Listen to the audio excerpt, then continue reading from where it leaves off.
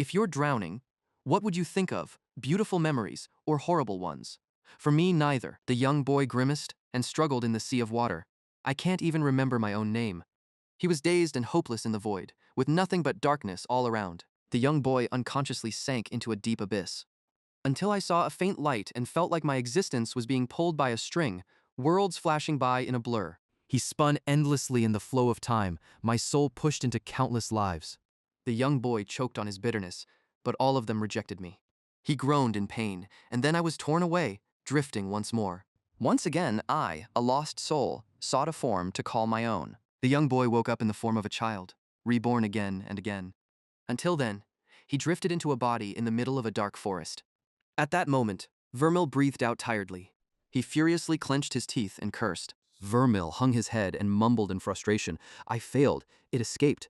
Feeling dejected, he opened the gourd beside him. Without a word, Vermil drank it all in one gulp. Right then, his body suddenly shook.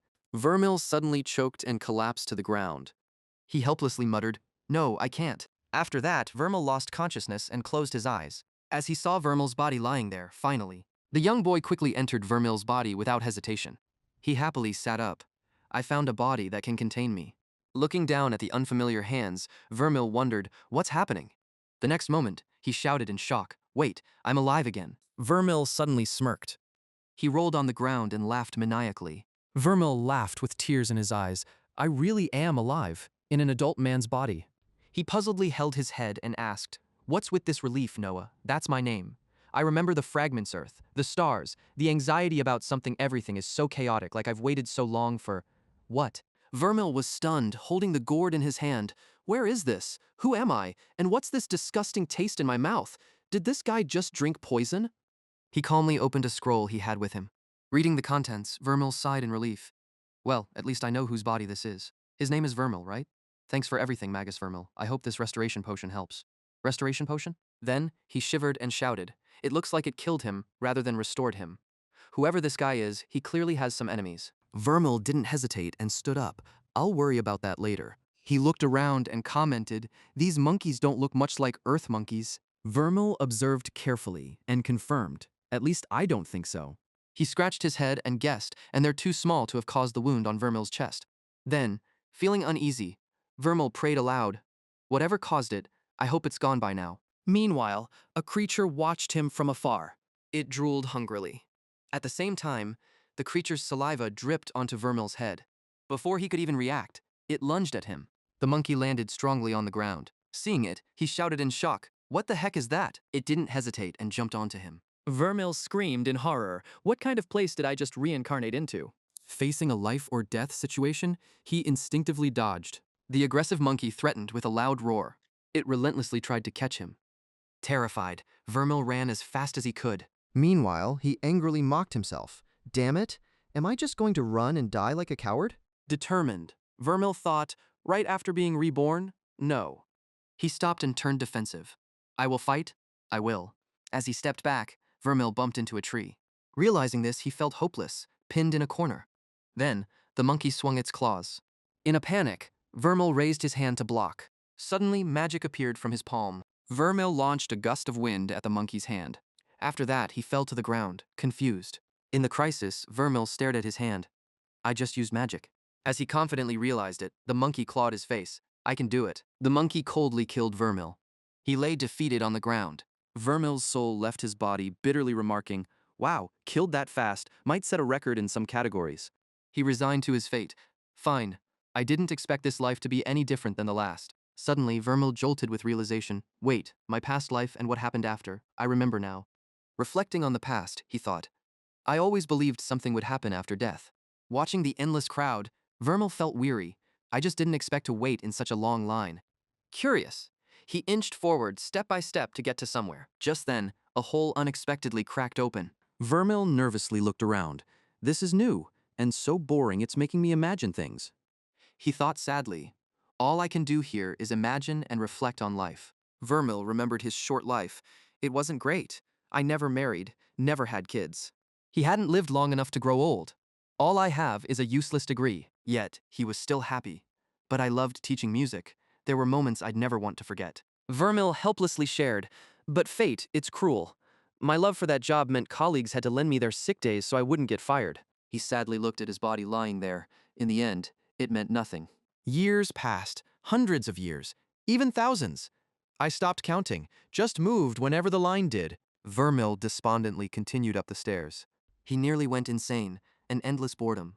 Vermil reluctantly climbed the stairs. At that moment, he successfully reached a certain position. Vermil anxiously watched the figure in front, until I reached the head of the line. He thought tensely, and fate is waiting for me there. Standing in front of Vermil was a beautiful girl. Without hesitation, Renewal gently called the name, Noah Vines, who died at the age of 26. She kindly judged, "You have been a very influential person to 84 students. Many have prayed for you." Hearing this, a burden seemed to lift, feeling relieved. At least my life wasn't completely wasted. Renewal tenderly praised, on the contrary, "You lived a very great life." Seeing the radiant aura, Vermil naively asked, "Are you a goddess?" She smiled and introduced, "I am Renewal, one of the goddesses of rebirth." The next moment, Renewal pointed and commanded, "Drink water from the well of life." She clearly emphasized, and forget the memories of the past life to move on to the next. As soon as she finished speaking, he regretfully exclaimed, "Wait, I won't remember anything?" Vermil was horrified and clenched his hands tightly. "Even my students?" Renewal fell silent for a long time when she saw that. As soon as he saw the strange mark, he suspiciously wondered, another crack? Right then, an explosion suddenly burst through the crack. Dark energy suddenly flew out from inside. Witnessing this scene, Vermil was shocked. What the heck is happening? He was blown to the side by the explosion. Vermil gasped in bewilderment. Could something like this happen in the other world? Looking at the figure in front, he was stunned. And that person. Vermil bewilderedly thought, "Who?" At this moment, Zephyr maliciously said, "Renewal, my beautiful flower." He eerily expressed his feelings. "I missed you so much." The next moment, Zephyr grabbed his weapon and charged at her. Renewal, angry, raised her hand to release her power. "Back again. You must really like being defeated." She conjured a blooming flower as a shield. Right at that moment, he reached her and was ready to pierce the weapon through the shield. Zephyr tried his best to break through the defense. Renewal, not giving up, gritted her teeth to resist. However, she was somewhat weak, and he broke through the shield. Renewal was hit in the arm and grimaced. Her golden blood splattered into the water. At this time, Vermil hid behind a rock and anxiously wondered, "What happens if I get killed in the other world? I don't think I want to find out." Seeing the ground cracking, he frantically looked for an escape. "The world is collapsing around me. I must get out of here." Zephyr mockingly sneered. "Is that all, Renewal?" She firmly raised her voice to challenge. "If you want me to be serious, try harder." He calmly tilted his head to avoid the move. Then, Zephyr openly declared, "It's an honor for you." Without hesitation, he suddenly jumped up and vanished. Zephyr casually appeared in front of Renewal and swung his weapon. She didn't back down, dodging the attack and striking back at his arm. At the same time, Vermil ran by and stared at the center, thinking the only way out was to drink that water. He made up his mind. There's no time to worry about the lost memories. I can't just stand there and do nothing. Right then, he roared loudly and let some of his dark blood drip into the water. In an instant, the blood of Renewal and Zephyr mingled together. Vermil, fed up, disregarded everything and ran fast ahead. "I'm tired of waiting for my life to start." He firmly reminded himself, waiting to become better, waiting in that damn line. At that moment, Vermil suddenly came to, "That's right, I'm not waiting anymore." He unconsciously looked at the center of their battle. While Vermil was lost in thought, he was suddenly knocked aside. He accidentally fell onto the water's surface. Vermil was stunned as he sank into the lake. He panicked, struggling desperately. At the same time, Vermil absorbed both the angel and demon bloodlines. After connecting the dots, he suddenly realized, so that's how it is. Vermil worriedly thought, "Do I have to stand waiting? Is it still there?" He complained in frustration. Dying forever might be better than standing there endlessly.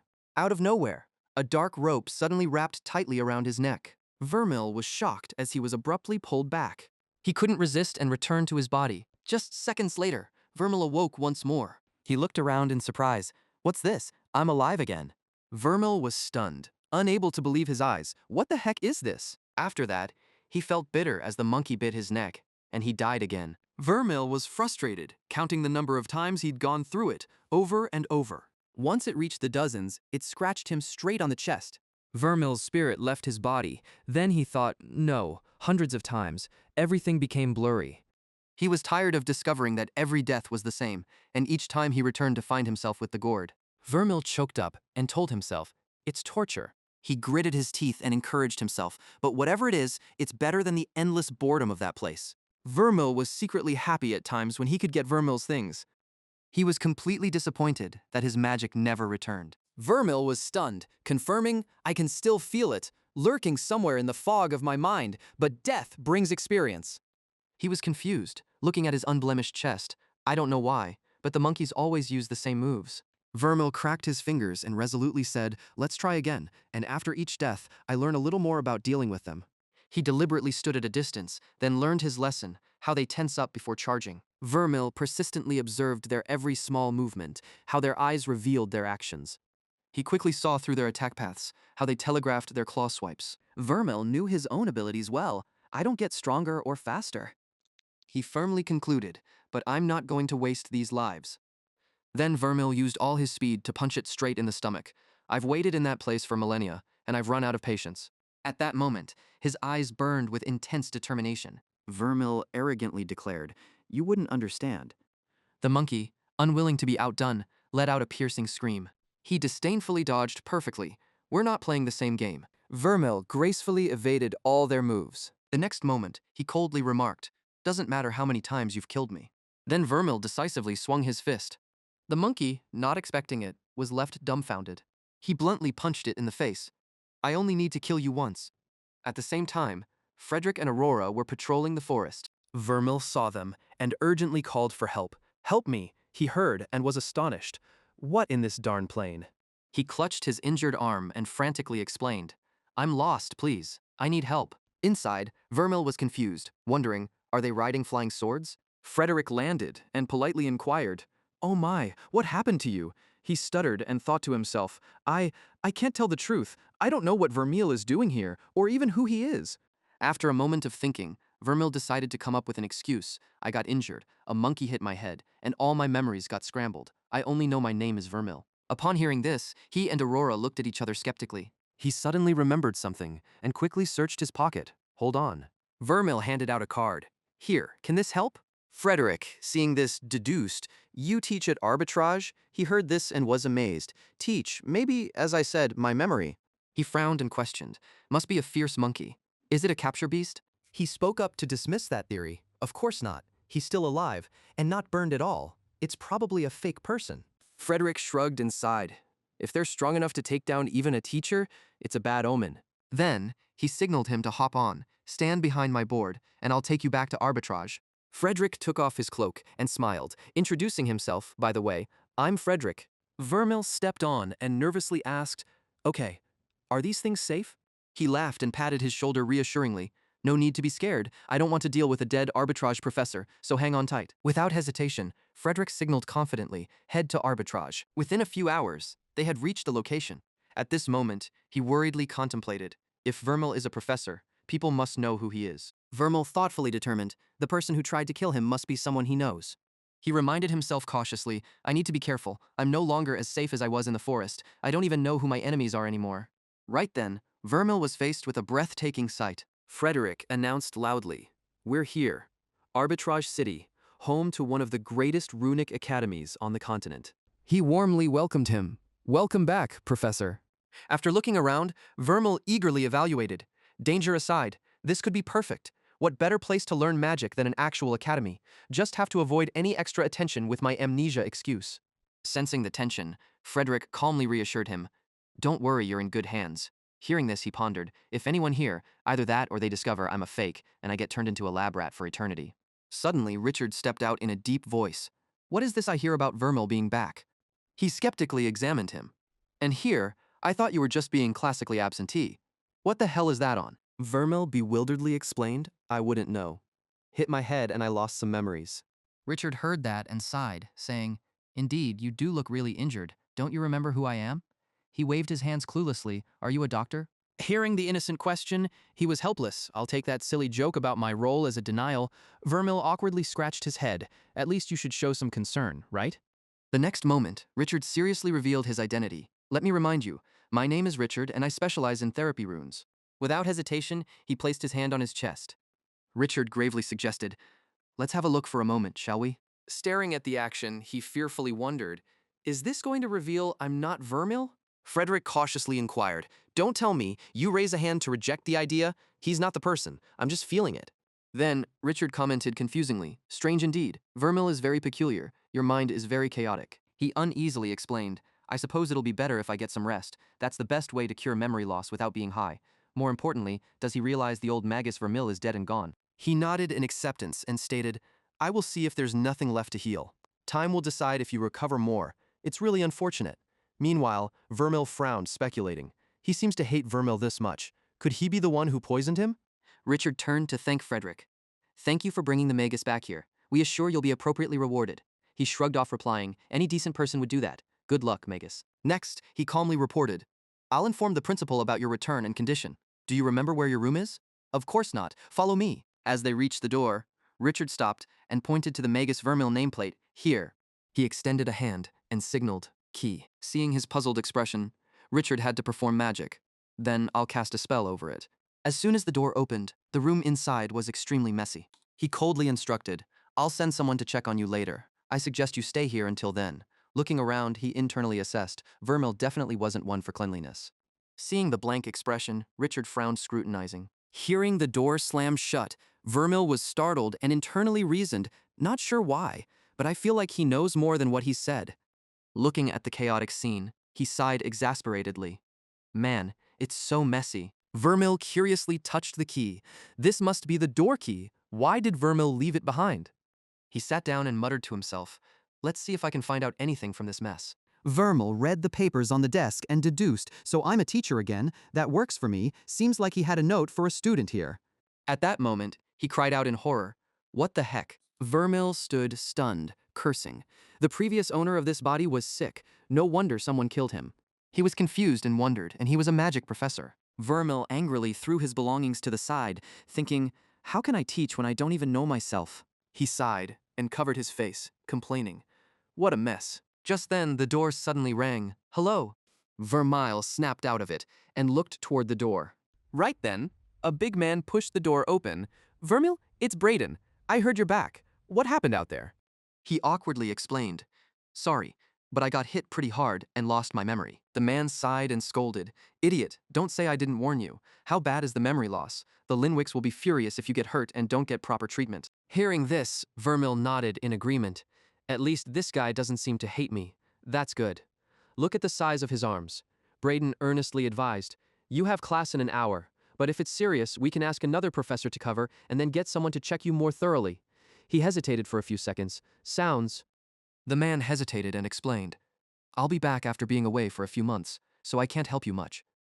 Vermil felt disappointed, thinking, having someone else rummage through my mind was a reckoning I last had. He quickly waved his hands and affirmed, "No, I'm fine. No need for that. I can handle it myself. Just a little memory loss. By the way, where's my class?" Braden helplessly mocked, "Oh my, has it been that long since you taught? Building G, room 100. Don't be late, and remember, if your students fail, it will reflect poorly on the Linwick family." He stared intensely, emphasizing, "I trust you still remember what that means." After Braden left, Vermil tiredly leaned back in his chair. "I must be thankful. I won't miss it." Among the related papers, there was an important newspaper within them. Meanwhile, inside the forest, the monkeys lay defeated, scattered on the ground. At this moment, the body of a man was being dragged by something. It left a trail of blood. The man lay unconscious in a pool of blood, with a hand on his chest. The scene switches to a dilapidated building, with layers of moss showing its age. Inside, pieces of debris are scattered all over the floor. Vermil is rushing down the hallway, thinking he's late, and this campus is like a maze. As he runs, he worries that if he doesn't arrive within the first 15 minutes, his students might just leave. Vermil stops in front of a room and mumbles, "Is this the place? It looks like no one's taught here in ages."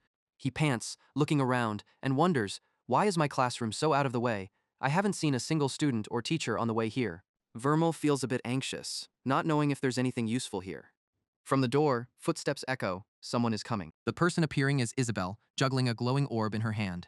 Seeing him, Isabel is startled and asks, "What are you doing here, teacher?" Vermil straightforwardly replies, "I'm here to teach."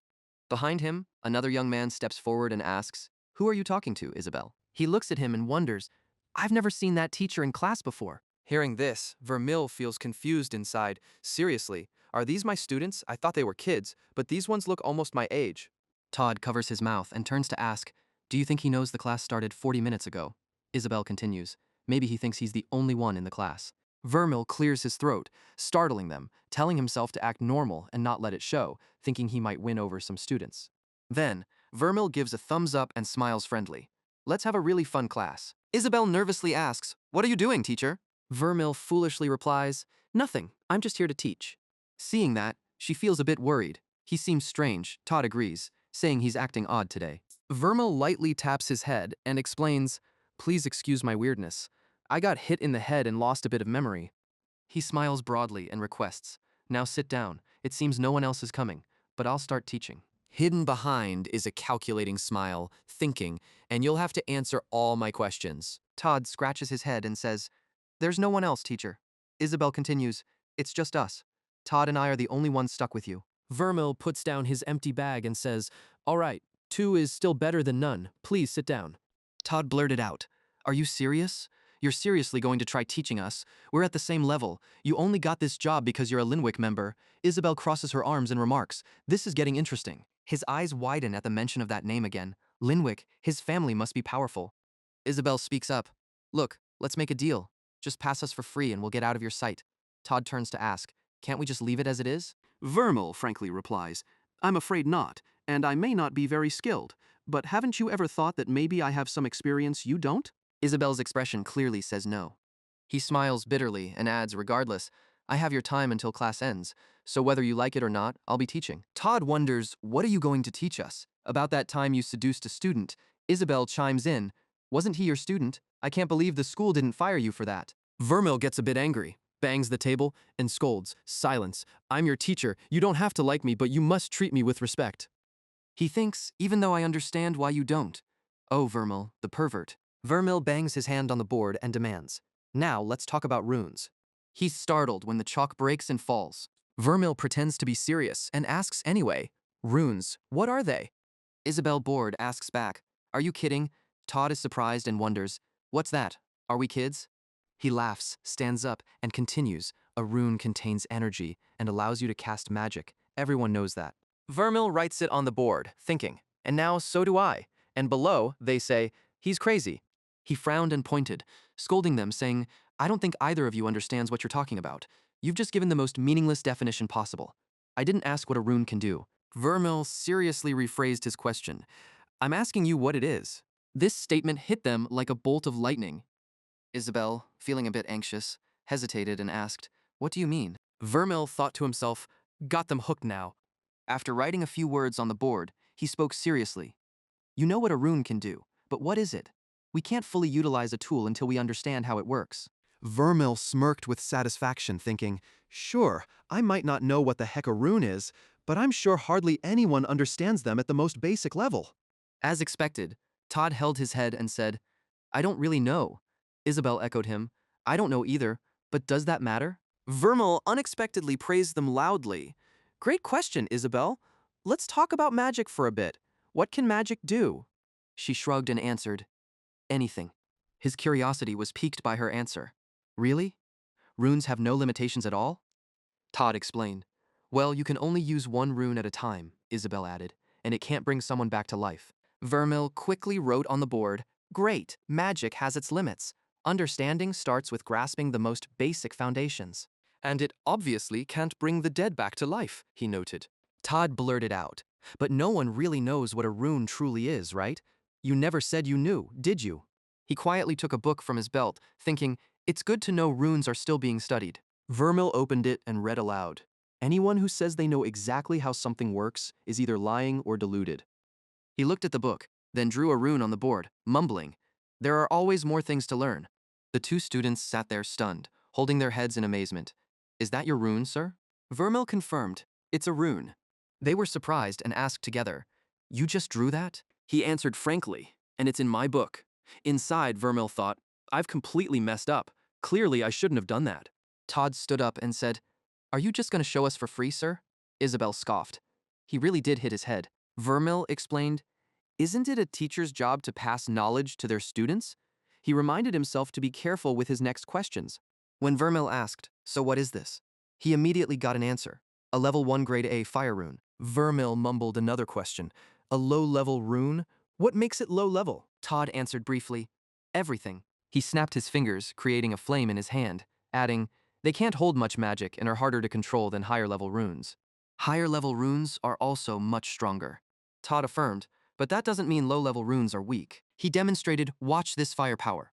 The flame in Todd's hand shot into the sky through a hole in the roof. Then it caused a small explosion in the air. Vermil praised, impressive display, Todd, but his expression was somewhat confused. Vermil smiled. It seems our definition has expanded a bit. So, does anyone want to tell me what a rune is? Seeing them silent, he continued. Good. Realizing you don't know something is a first step, but that doesn't mean you should give up on finding the answer. If you have any ideas, don't hesitate to guess. What else can a rune do? What's it used for? Todd rubbed his chin and replied, you can combine them or embed them into items. Vermil smiled and asked back, that sounds uncertain, doesn't it? Todd immediately responded, I wasn't prepared for this kind of questioning.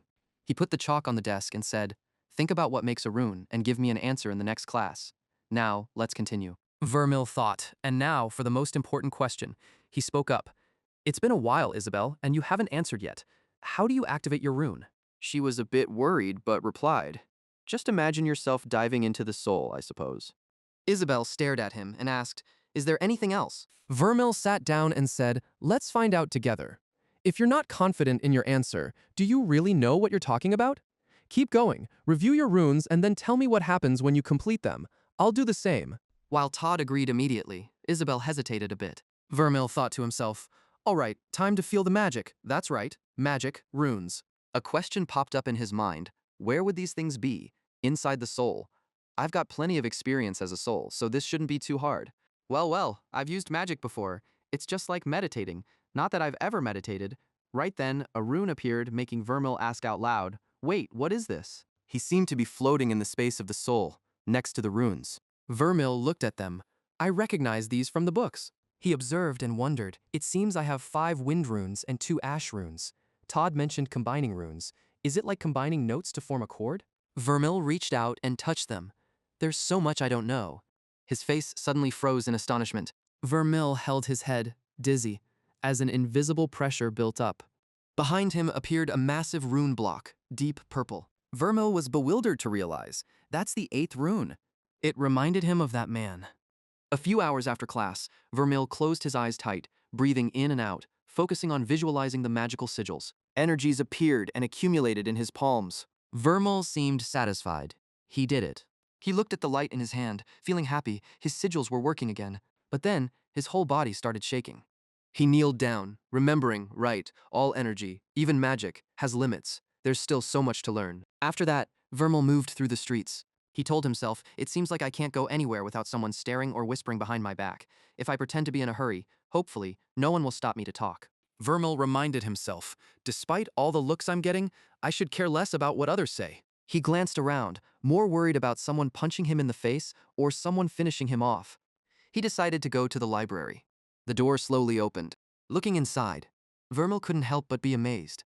He easily realized this place was much nicer than his classroom. Looking at the area for professors, Vermil smiled. That's exactly what I was looking for. I wonder if there's free coffee too. He approached the front desk and greeted, hello, I'm looking for a book, Gray replied. Glad to help. What type do you need? Vermil tilted his head and whispered, a book on sigils, I guess. Something basic, apprentice level. From behind, a female voice spoke up. Can't you be serious, Vermil? Moxie's voice was full of sarcasm. The Linwick family has fallen more than I thought, to the point you have to come here. Vermil wondered in his mind, who is she? She added, can't you find those basic things with your family's resources? Vermil replied, using Linwick resources for something ordinary like this is a waste. Why spend their time when I have all the reference material here? Although that sounded new from him, Moxie still criticized, still stupid. But I guess you're not dumb enough to keep heading into a wall like that. She placed a book on the table and continued, however, I'm not surprised you're looking for beginner books. Moxie raised her glowing finger mockingly. Being a level 1 professor is so embarrassing. But who would know? She shot directly at Vermil. Maybe you'll find a new way to blow girls' skirts up. Gray startled and shouted to stop her. Come on, Moxie, you don't need to. Vermil blamed himself, dear God. This really is scum. No wonder everyone hates me. What should I say here? His voice came from beside, catching her attention. Just an old bad habit. Vermil stood up and continued, I'm looking for better interests now. Moxie glanced over and responded, Nobody's dumb enough to believe that, Linwick boy. She decided to leave, saying you're a disgrace to your family, but maybe that suits them. Vermil easily realized she hated him, and she cared about some idiot honors. He silently judged. I think she's just mean. Vermil remembered, but based on what I know about this body before, he deserved it. Maybe she was the one who tried to kill me. Then, he tilted his head and asked Gray, anyway, what about those books? Back in his room, a mess on the floor. Vermil sat there mumbling. I need to learn more about how my sigils work. And something was telling him that the huge sigil was definitely not normal. But drawing attention is stupid, and why does Vermil have such a lot of poorly done low-level sigils? It sounds like he comes from a semi-powerful family or something. They should have better sigils, or was it really just to blow up girls' skirts? Vermil smiled and decided, let's review it again. Ignoring that strange occurrence, he had 5 wind sigils and 2 ash sigils. Though both were wind sigils, they felt a bit different. One seemed emptier. It was like each sigil was its own container or a separate energy source. The fuller they were, the stronger they became, and slaying creatures made the container bigger and added more energy. That's what Vermil sensed in the forest when he finally killed one. Even though the energy in the ash sigils was nearly depleted, they still held more power than the nearly full wind sigils. So low-level sigils were like fixed small containers, which meant if Vermil wanted to become stronger, he needed to replace his low-level sigils. Then, he had to fill them with energy and figure out how to combine them. It was good to have another goal besides avoiding getting killed. Vermil felt the wind sigil refilling again. He decided to try something new, arranging the scattered papers into neat stacks. Vermil lifted his hand with a satisfied smile. He swung his hand, slicing a wind sigil towards the stack of papers. Vermil focused on observing the result. Seeing the stack divided into 2, he exclaimed joyfully, "Great, I cut it." Vermil pulled back his hand, thinking to himself, all right, I understand wind magic now. Maybe I'll even be able to fly once I'm good at it, but I can't feel the sigils while trying to circulate them. At this point, he just accepted. There's no reaction, whatever. I'll focus on the ones that work for now. An idea popped into Vermil's head. Wait, I have an idea. Maybe I could tidy up this mess using wind magic. He felt satisfied. Arranging things like this was a piece of cake. Gathering the scattered papers into a pile, Vermil thought, that's good enough. Now I know where to focus. I can feel the wind sigils depleting as I use them. He calculated, it's time to move to the next step in my great plan. What Vermil mentioned was going to sleep. He laid in the bathtub, face full of enjoyment. There's nothing better than a warm and relaxing bath before bed. Vermil pulled the wardrobe open.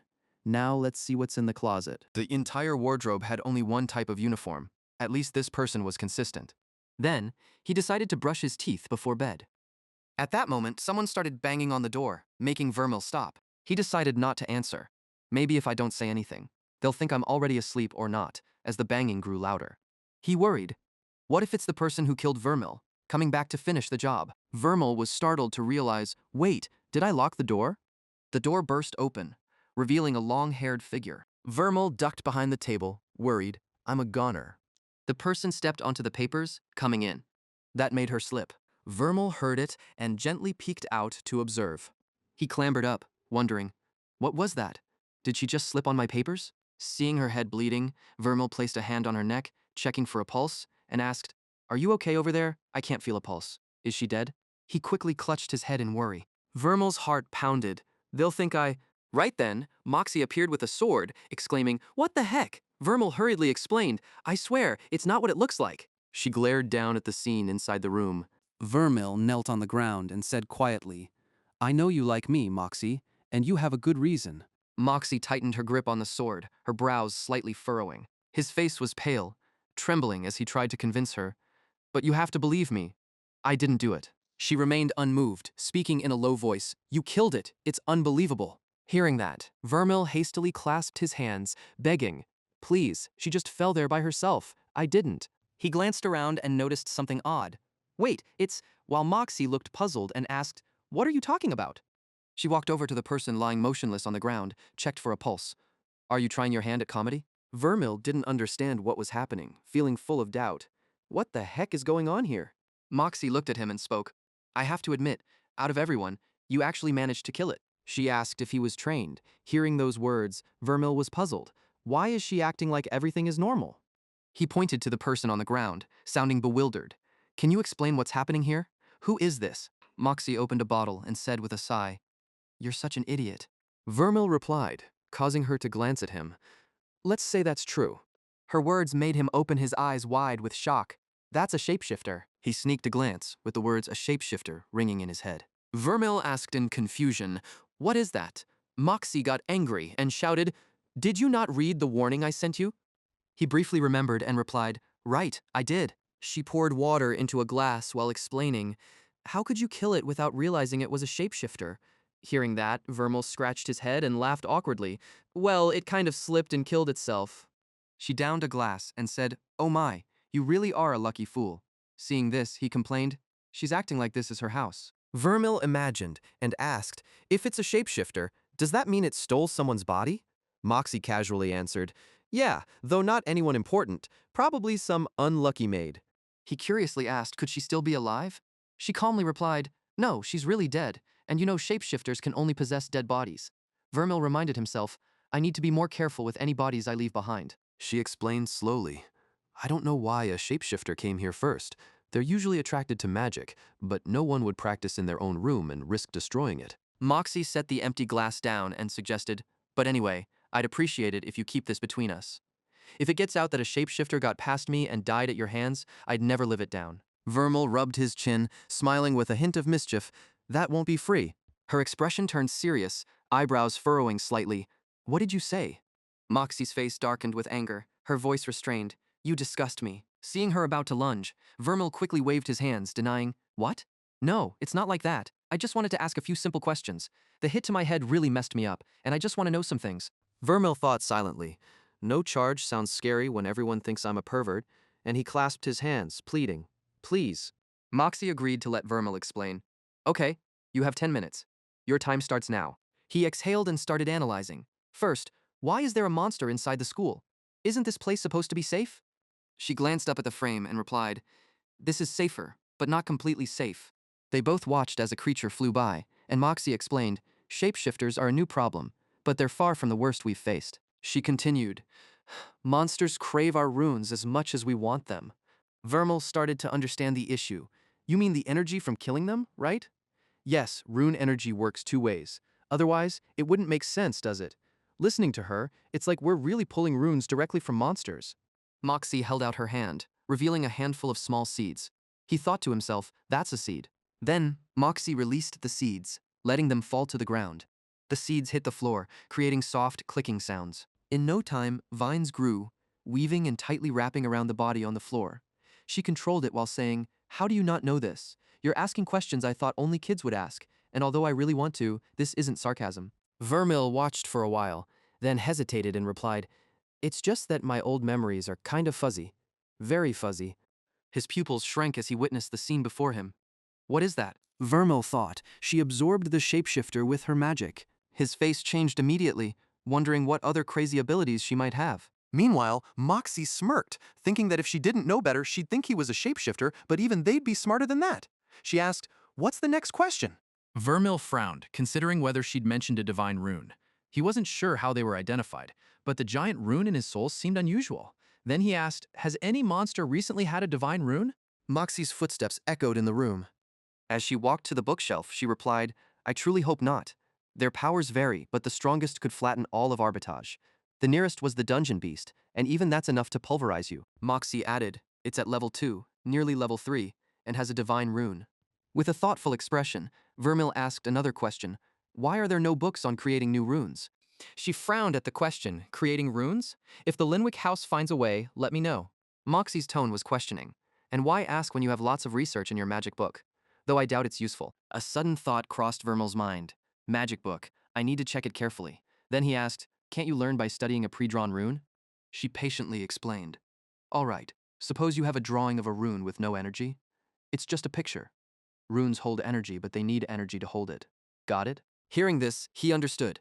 Got it. Like an initial push. You can't run things without an initial investment. Vermil thought, like jump-starting a car battery. Seeing his realization, Moxie smiled slightly. "Exactly. Forming a rune in your soul requires both the rune's energy and its drawing. That's why they're kept secret, and combined runes are even more guarded. Knowing which runes can combine without harming the soul is invaluable." After thinking, he asked his final question, "All right, the last thing, do you know anyone who dislikes me?" Moxie didn't hesitate. "Maybe I should list those who like you." Vermil couldn't hide his excitement. "Exactly, that's what I thought." Then he reached out his hand, accepting the agreement. "So I have no more questions. I promise to keep our little accident secret." Moxie was a bit surprised. Really? That's it? Good. Consider the debt settled. Then she extended her hand, returning his handshake. Moxie smirked, not forgetting to jab at Vermil. I thought you'd ask how to deal with next month's class test. He immediately froze, his face stiff at her mocking words. Vermil watched Moxie leave, forcing a smile. I'll be fine. A thought popped into his head, another thing to research. Before disappearing, she turned back and reminded him, don't ever mention shapeshifters anywhere. And if you don't remember what happens when I get mad, I'd advise against trying. Then Moxie turned and slammed the door. Is that it? The scene shifts to the teleportation cannon area where everyone is waiting in line. Vermil stood there, thinking, not quite what I expected after hearing professors talk about public magic transport. On the first floor, he thought, waiting won't make me stronger. Then Vermil followed the stairs, heading to the 15th floor. He followed the crowd, moving to the 30th floor, sighing inwardly. Man, I never want to queue again. Vermil panted, wiping the sweat from his forehead. His eyes dropped from fatigue, his body growing weary. While waiting, he suddenly heard a greeting. Hello, Professor. Where would you like me to take you today? He thought, this seems like the least safe way to go anywhere. Vermil suggested, I'd like you to take me to the burning fields. Hearing that, Tim wondered, burning fields? Why do you keep going there, teaching or something else? He replied, something else. Tim chuckled and said, good thing you'll use this cannon today. I warned you last month, this kid will bring you back in 24 hours, guaranteed. Vermil chuckled awkwardly. Yeah, ignoring that warning got me a serious concussion. Thinking about that, his eyes darkened. Vermil lost his life, but what's he doing there? Then Vermil urged, let's go. It's safe, right? Tim confidently affirmed, of course, I've never had a problem with it. Then he pushed Vermil in. Please step inside. I'd chat, but there's a line behind you. Usually empty though, Vermil muttered. All right, I'm going. Don't push. He closed the door, leaving Vermil puzzled. Now what? Tim smiled mischievously. You just pull the trigger. Then the cannon fired, making Vermil yell, I don't think this is safe. Please get me out of here. Tim skeptically said, I thought you always liked this, Professor. He gently patted his face a few times, trying to calm down. Well, at least if I die, I'll come back. Maybe I should leave my gourd behind. Come on, let's go, urged the man, and Vermil quickly followed. The scene shifts to the Linwick estate, with moonlight shining on the roof. Inside, Braden steps forward and greets his father. He says, I've done as you asked, father. His father flips through a book and hesitates. Braden quickly adds, and Vermil has been acting very strange. His father closes the book and says, any improvement from him is not very satisfying. Braden tries to explain, maybe he's getting closer to completing his task, but Draven's response is skeptical.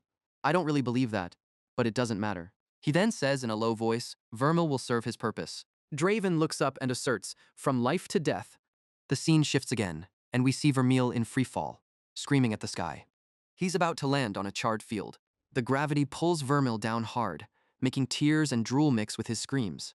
Just before hitting the ground, he realizes he's stopped moving. After halting at a safe distance, Vermil crashes face first onto the ground. He sits up, wipes his face, and mutters, completely safe, my butt. Vermil looks around. Good to see this place still charred and barren as when I left. All right, nothing to be afraid of here. The pain is temporary, and the cannon will bring me back in 24 hours. He assures himself, by the time I'm done, these monsters will need to learn to fear me. Feeling confident, Vermil thinks he can practice safely here when he goes deeper into the forest. This place is basically deserted. But first, he then jumps up and grabs onto a tree branch with both hands. Vermil tries to climb up bit by bit as the dry branch beneath him breaks. Sitting back there, he sighs in relief. Good thing no one saw this pathetic athletic display. Taking an old notebook from inside his jacket, he tells himself, let's see if there's something more interesting than the wind. Vermil thinks, if I'm going to carve my runes, I want them to be precise. He then speculates, I've definitely accumulated a considerable collection. There must be nearly 100 here. Vermil rubs his chin and realizes the contents of the image. Fire rune, too basic. Next is the plant rune from when he accidentally broke a succulent a student gave him. Following is the dark rune, and Vermil evaluates it's a bit over the top. He continues to study the contents. Water, light, electromagnetic, metal. I need something more unique, something that uses my earthly knowledge. Vermil feels frustrated. It's not like I know how to create nuclear weapons or remember chemical formulas or anything. He suddenly remembers, I'm a music teacher. Vermil flips through, searching. Where is it? I know I've seen it here somewhere. After a while, he finally finds it. He tells himself, Vermil, my friend, you've jumped to conclusions too soon. He reaches forward thinking, with enough vibration, I can cause seismic waves and resonance frequencies. Just as Vermil jumps down, the ground immediately shakes and shatters. This would be impressive, but only in my imagination, he thinks, feeling pleased. Yes, it looks like I've found my path. Vermil starts calculating, now, which one should I replace with the vibration rune? His ash rune is the strongest one, but Vermil doesn't even know how to use them. He decides to start by replacing this wind rune. Vermil begins moving his hands to use the rune. He manipulates it in front of him. But in the end, everything falls apart into a heap before him. Now comes the hard part. Vermil decided to remake them into something better. It looked like everything was almost ready. He was controlling and piecing the fragments together. Vermil felt confident. He had done it. Looking at what was in front of him, he was pleased. He had created a rune. Right after that, Vermil landed with a thud. He walked proudly, thinking that without any energy, he'd still have to rely on his wind runes for now. It was time to find some monkeys. Vermil smirked cunningly, ready for a bit of revenge. Meanwhile, a group of yellow monkeys was eating one of their own. Standing by a tree, Vermil watched, feeling extremely disturbed. One monkey was tearing at the flesh, revealing a cruel glint as it tilted its head back. Vermil raised his hand, gathering energy. He threw a sharp strike, cutting off the monkey's head before it could feel any pain. Vermil looked at the result and smiled with satisfaction. He thought to himself that the energy gained from killing that monkey was almost not enough to activate the runes. Vermil mumbled, hoping they wouldn't go extinct because he planned to kill quite a few of them. He climbed up a tall tree and looked around, thinking, all right, where's my next victim? Vermil's eyes stopped. There it is. Looking at the big monkey playing with two small ones, he realized he hadn't fought any of them yet. And that one looked like the one that killed Vermil at the beginning. Placing the gourd on a branch, Vermil decided it was time for a real test. Hiding behind the big tree, he wondered if they were smart as they seemed to be communicating. It was a worrisome thought. Vermil peeked out, calculating it would take a while to get through this challenge. Memories of being torn apart by them weren't pleasant. His expression turned weary. All right, I'm sick of this. Those bastards killed me first. Gusts of wind shot out, shredding the bodies of the two small ones into pieces, horrifying the mother monkey. Vermil appeared and spoke. Sorry, were those your friends, or were you planning to eat them too? The monkey immediately leaped towards its enemy. Vermil quickly struck back, releasing sharp gusts. The monkey used its speed to continuously dodge. Vermil complained, it's really hard to aim at them when they move like that. In a flash, his demeanor became serious. Vermil just barely managed to lean to the side, avoiding the monkey's sharp claw. He rolled on the ground a few times as the monkey stood there. It roared and charged, preparing to attack, while Vermil thought, I saw other creatures doing this. He realized it was going to slash with both hands. Vermil reached out, thinking he could predict its every move and defeat it. But the outcome was completely opposite. He was struck down, his spirit leaving his body. Damn it, I knew what it was going to do, but I wasn't fast enough to respond. I need to keep practicing. Watching the monkey eat his own body, Vermil lamented, oh God, no, please stop. Don't eat my face. That's too disgusting. Vermil thought to himself, every time I die, a terrible headache follows, and I can't use magic during it. It seems to last about 12 hours. Well, that's good enough. He interlocked his fingers, making a cracking sound. All right, let's try that again. Vermil looked at the monkey through his fingers. It roared with sharp fangs and red eyes. The monkey leaped and charged straight at him. As usual, Vermil knew it would grab him from both sides. He quickly ducked and dodged the attack. Vermil smiled. Next, it's a downward strike from above. He slightly shifted, continuing to predict, and now a horizontal attack. Vermil gathered energy in his hand and thought, too bad it will die before doing that. He waved his hand, sending a sharp blade of energy straight toward the monkey's head. A flawless, clean cut, the monkey's head separated from its neck. Then it fell to the ground and rolled to the side. Only then did Vermil breathe a sigh of relief. He stood there thinking, I don't understand why they keep attacking the same way, but it sure makes things easier for me. Vermil walked over to the head, lying in a pool of blood with some steam rising. At this time, a blue trail of energy was flying straight into the building's pipe. Tim heard the noise and smiled, asking, you're back already. How was your trip?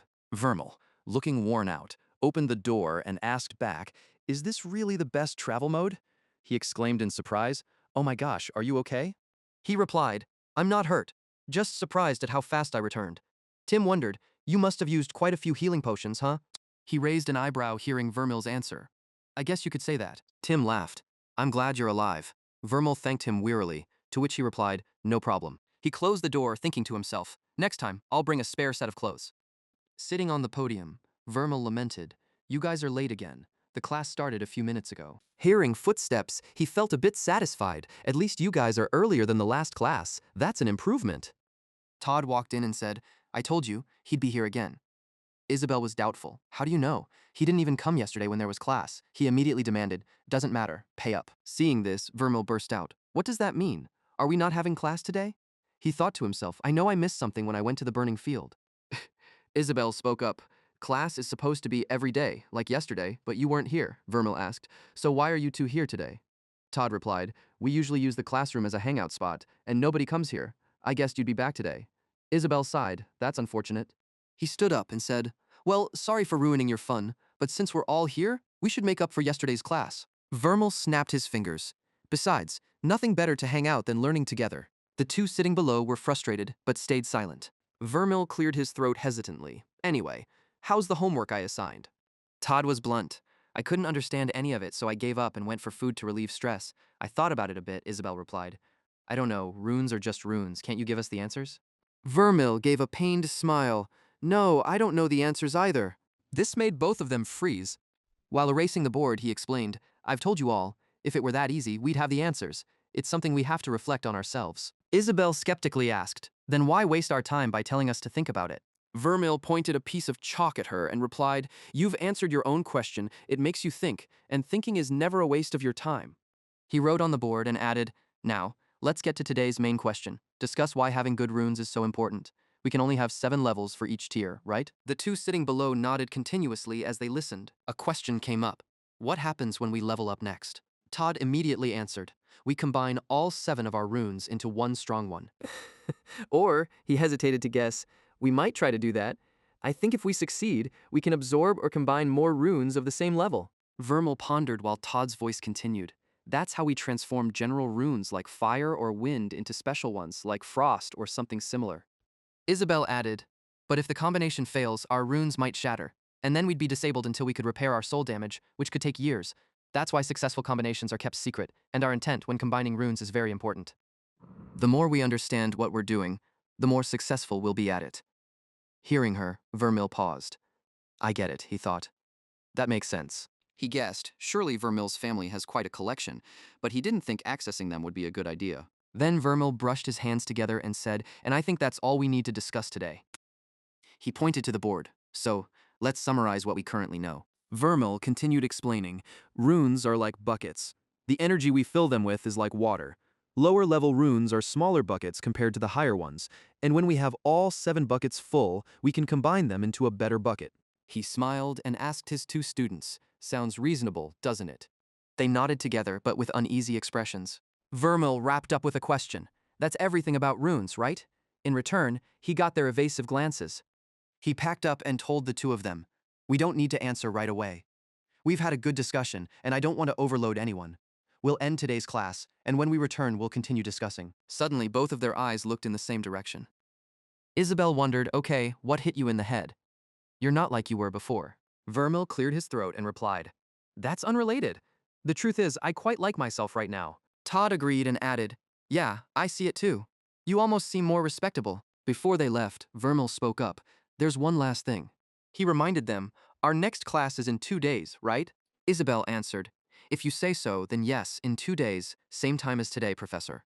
Vermil waved goodbye to the 2 of them. All right, thanks. See you then. Be sure to be on time. Don't be late. He chuckled weakly. That's my job. Vermil put his hands on his hips, attitude changing, and make sure you're ready. I'm not done with you yet. He held his head, tiring as he thought. But for now, I need a rest. Vermil walked unsteadily, holding his head, thinking, is exhaustion a side effect of dying and reviving so many times? Where's WebMD when you need it? Vermil sat in his office looking exhausted. There were still a few hours before class started today, but he thought, why does using magic always give me a headache? He quietly told himself it might just be paranoia from knowing his killer was still out there. Suddenly, a giant silhouette of a life-seizing monkey appeared outside the window, startling Vermil. He frowned warily, cold sweat running down his temple. What was that? The moment Vermil turned his head, the monkey was gone without a trace, leaving him confused. How could it just vanish so quickly? Looking at the empty window, Vermil couldn't help but exclaim, huh? His face showed a hint of caution, his eyes tense, as he mumbled, I swear I saw a life-seizing monkey. Vermil rested his chin wearily, reassuring himself it must have just been an illusion from the starlight. Maybe I haven't been sleeping enough. A thought ran through his head. No matter. Let's see if all the practice from yesterday paid off. Vermil extended his hand to start casting magic, feeling pleased. It's better if there's some energy in this now, he thought. Without thinking much, he decisively slammed his hand on the desk. In the next second, the desk suddenly shook violently, causing objects to clatter and fall. After a moment of shock, Vermil quickly leaned forward to grab the items about to drop. He looked dumbfounded and said in fear, "I honestly didn't expect this to happen." Vermil raised both hands, summoning 2 runes at once.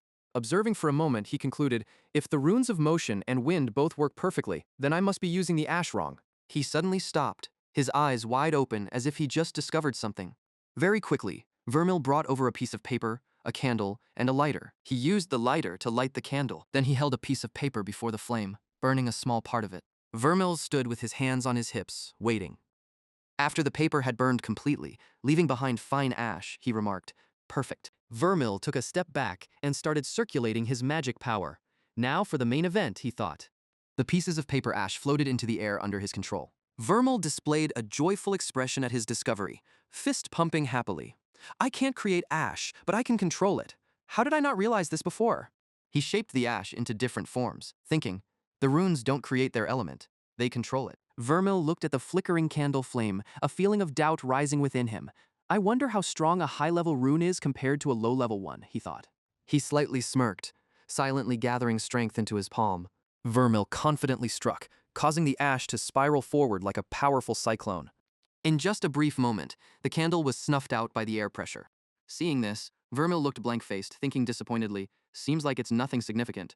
Vermil sat in his chair, staring at the pile of ash, perplexed and wondering, so it's still just ash. Even when I control it, why doesn't it cut through like wind? He closed his eyes slightly, rubbing his chin in analysis. It must be related to the energy stored in the runes. That's why Vermil uses a weak wind rune. It's easier for him than trying to build stronger ones. Vermil drifted into a subconscious state, his body floating among the glowing runes. It's good that I only dismissed one wind rune. I can see that I don't have any reliable way to fight, he pondered. He looked up, filled with a mix of doubts. I still don't know what that is, he admitted. Vermil stood still amid the mystical space. His eyes were fixed on the undefined object in front, his face showing a hint of contemplation. Facing Vermil was a huge rune that sparkled, continuously emitting flashes of lightning. It might be pretty stupid to try anything with it. I don't even know how it works, he thought. Despite his own will, Vermil's body slowly rose, his hand unconsciously reaching towards the rune. But his hand seemed to be just a small distance away from the rune. Vermil's face was now lit with a determined resolve. Maybe I can, he told himself. At that moment, his fingertips were nearly touching the rune, just a touch away. Despite the immense pressure pouring down, Vermil defiantly touched the rune. After a sudden jolt, his eyes widened as if he discovered something. Zephyr appeared before him, massive and sitting proudly on a stone throne. Yes, it was him. His eyes gleamed with a deadly light, his face expressionless. Zephyr slowly stood up, and Vermil wondered if this was only an illusion. He picked up his staff and moved toward a chained monster. Immediately, the monster seemed to go berserk, thrashing and attacking. Zephyr glared at it, pulling his spear back for leverage. He confidently swung the staff, the spear's blade slicing through the air, leaving a cut down its body. Zephyr calmly watched as the monster was split in two with a single strike, leaving Vermil questioning if those were runes. He extended his hand, and the monster's body transformed into runes that flew toward Zephyr. Looking at the runes floating in his palm, he quietly wondered, insect armor. Vermil seemed to realize if he could memorize this, then maybe he could. At that time, Zephyr's energy was absorbing the runes.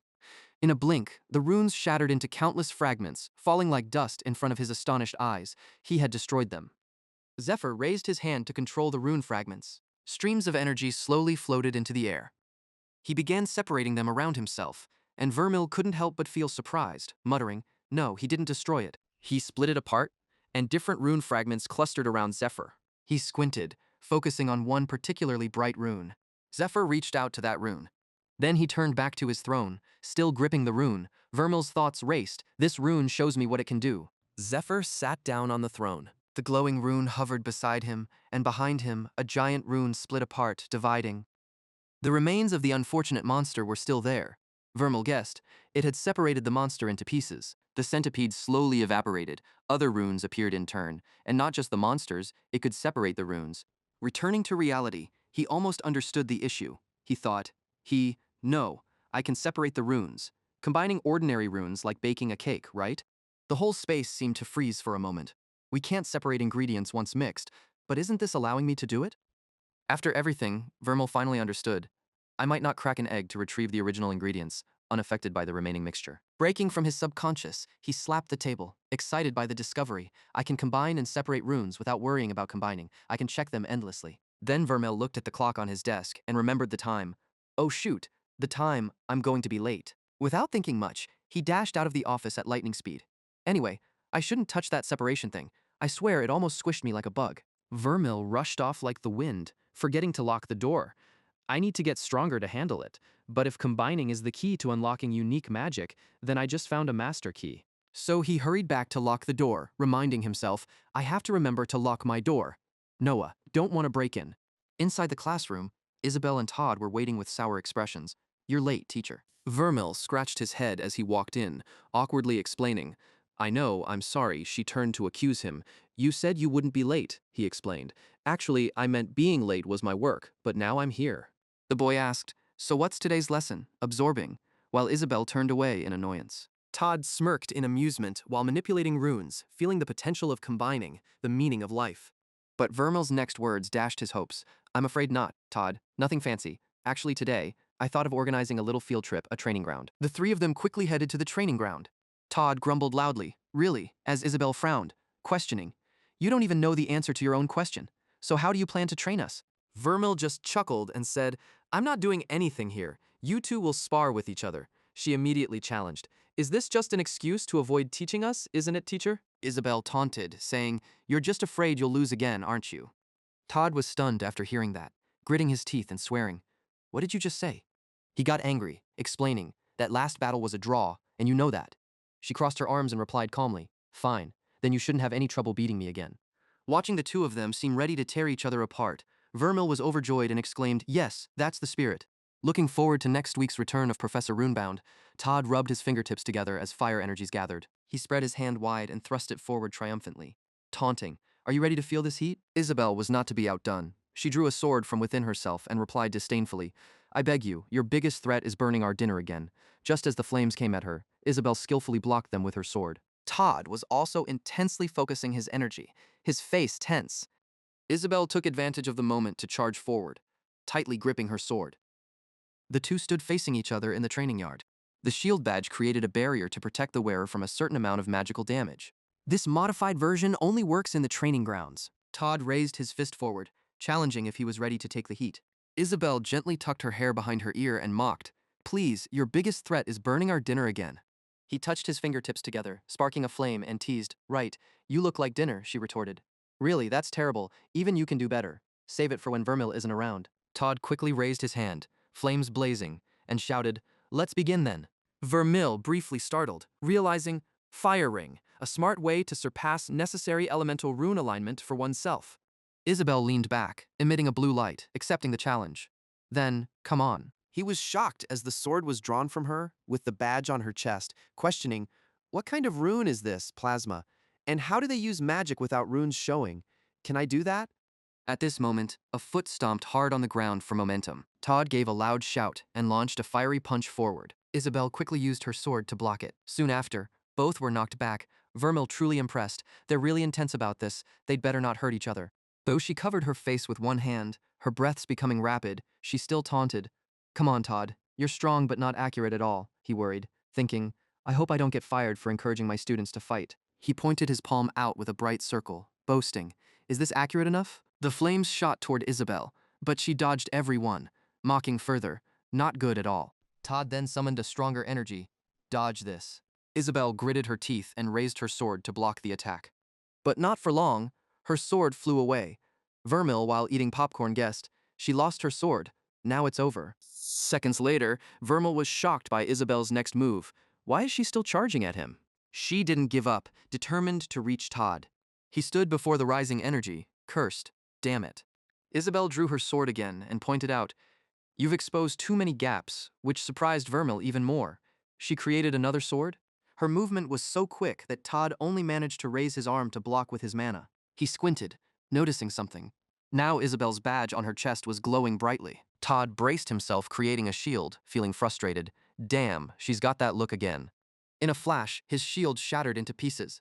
Todd lost his balance, falling backward, muttering, "Damn it." Then his hand fell to the ground. Isabel retracted her sword, pointed a hand down, and asked, "Do you still want to call this a draw?" Todd put a hand on his face and said bluntly, "I hate your magic." He shoved her hand away and continued, "You only won because of nothing." Todd glanced at Vermil and said, "I almost won.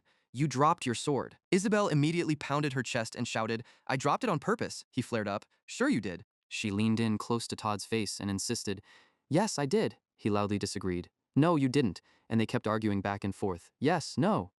In the tense moment, Vermil closed his eyes and coughed awkwardly. They both heard the noise and turned around, shouting in unison. "What?" He applauded, complimenting, "Really top-notch? How you two talk about Verm. It makes me think my teaching made you unable to use magic." Vermil forced a laugh, criticizing himself. Turns out worrying about preparing you for the upcoming test was pointless. Todd whispered in confusion as their teacher mentioned the test, while Isabel crossed her arms, questioning, "You're not really making us do it, are you?" He raised a hand, curious. "What do you mean? How do you plan to pass the test if you don't do it?" She replied irritably, "Because that was the agreement. You've only just started teaching us a week ago." He quickly held Isabel back, saying, "Come on, we'll get what you asked for, okay? That's what we agreed on at the start of the term." He thought, is Vermil really going to let them bribe him? Everything I know about this guy makes me dislike him more. But he calmly said, "The plan has changed. We're not doing that anymore." She pointed and shouted, "What? We had an agreement." Todd agreed, "We're doomed." Vermil pondered for a moment, doomed, then asked, "Remind me exactly what this test is about?" He immediately held his head, questioning, "You don't know? Isabel made a big fuss. We have to kill a Doom Eater. You're so dumb." He thought of the monkey and was left dumbfounded. Then Vermil blinked and asked, "Is that all?" Isabel got even more furious. "What do you mean? Is that all?" Vermil twirled his hair, advising, "If you fight like you're sparring, you won't have any trouble taking down a Doom Eater. They're fast, but they're pretty predictable." She turned away in frustration. "Easy for you to say, you're not the one doing it." Todd added, "Maybe you had someone cheat for you, just like you did for us." As they were about to leave, he crossed his arms and declared, "I have killed Doom Eaters, actually quite a few of them." He turned around, mocking, "Sure you did, teacher." Isabel disdainfully said, "The only reason you faced a Doom Eater directly was because your family tamed it for you." Vermil felt gloomy hearing that, sighed. God, I miss the feeling of being respected by my students. But I won't let their teachers be disappointed in them again, even if I wasn't the one who let them down in the first place. He straightened up and continued, "I'm sorry, but no, I've reconsidered. We'll train for the next few weeks, and if by test time you're still not confident, I'll allow you to cheat. No need for bribery." Todd felt like his head was spinning. He cradled his head and complained, "I think I'm going to be sick." But she spoke up, sealing the deal, leaving him shocked. "Isabel, what are you doing?" Isabel tried to convince him. "We don't have many choices, Todd. If we want to kill, if we want to become stronger, we have to stop cheating." Todd suddenly fell to his knees, looking pale. "I'm sick," Vermil panicked inside. "Did she just say kill?"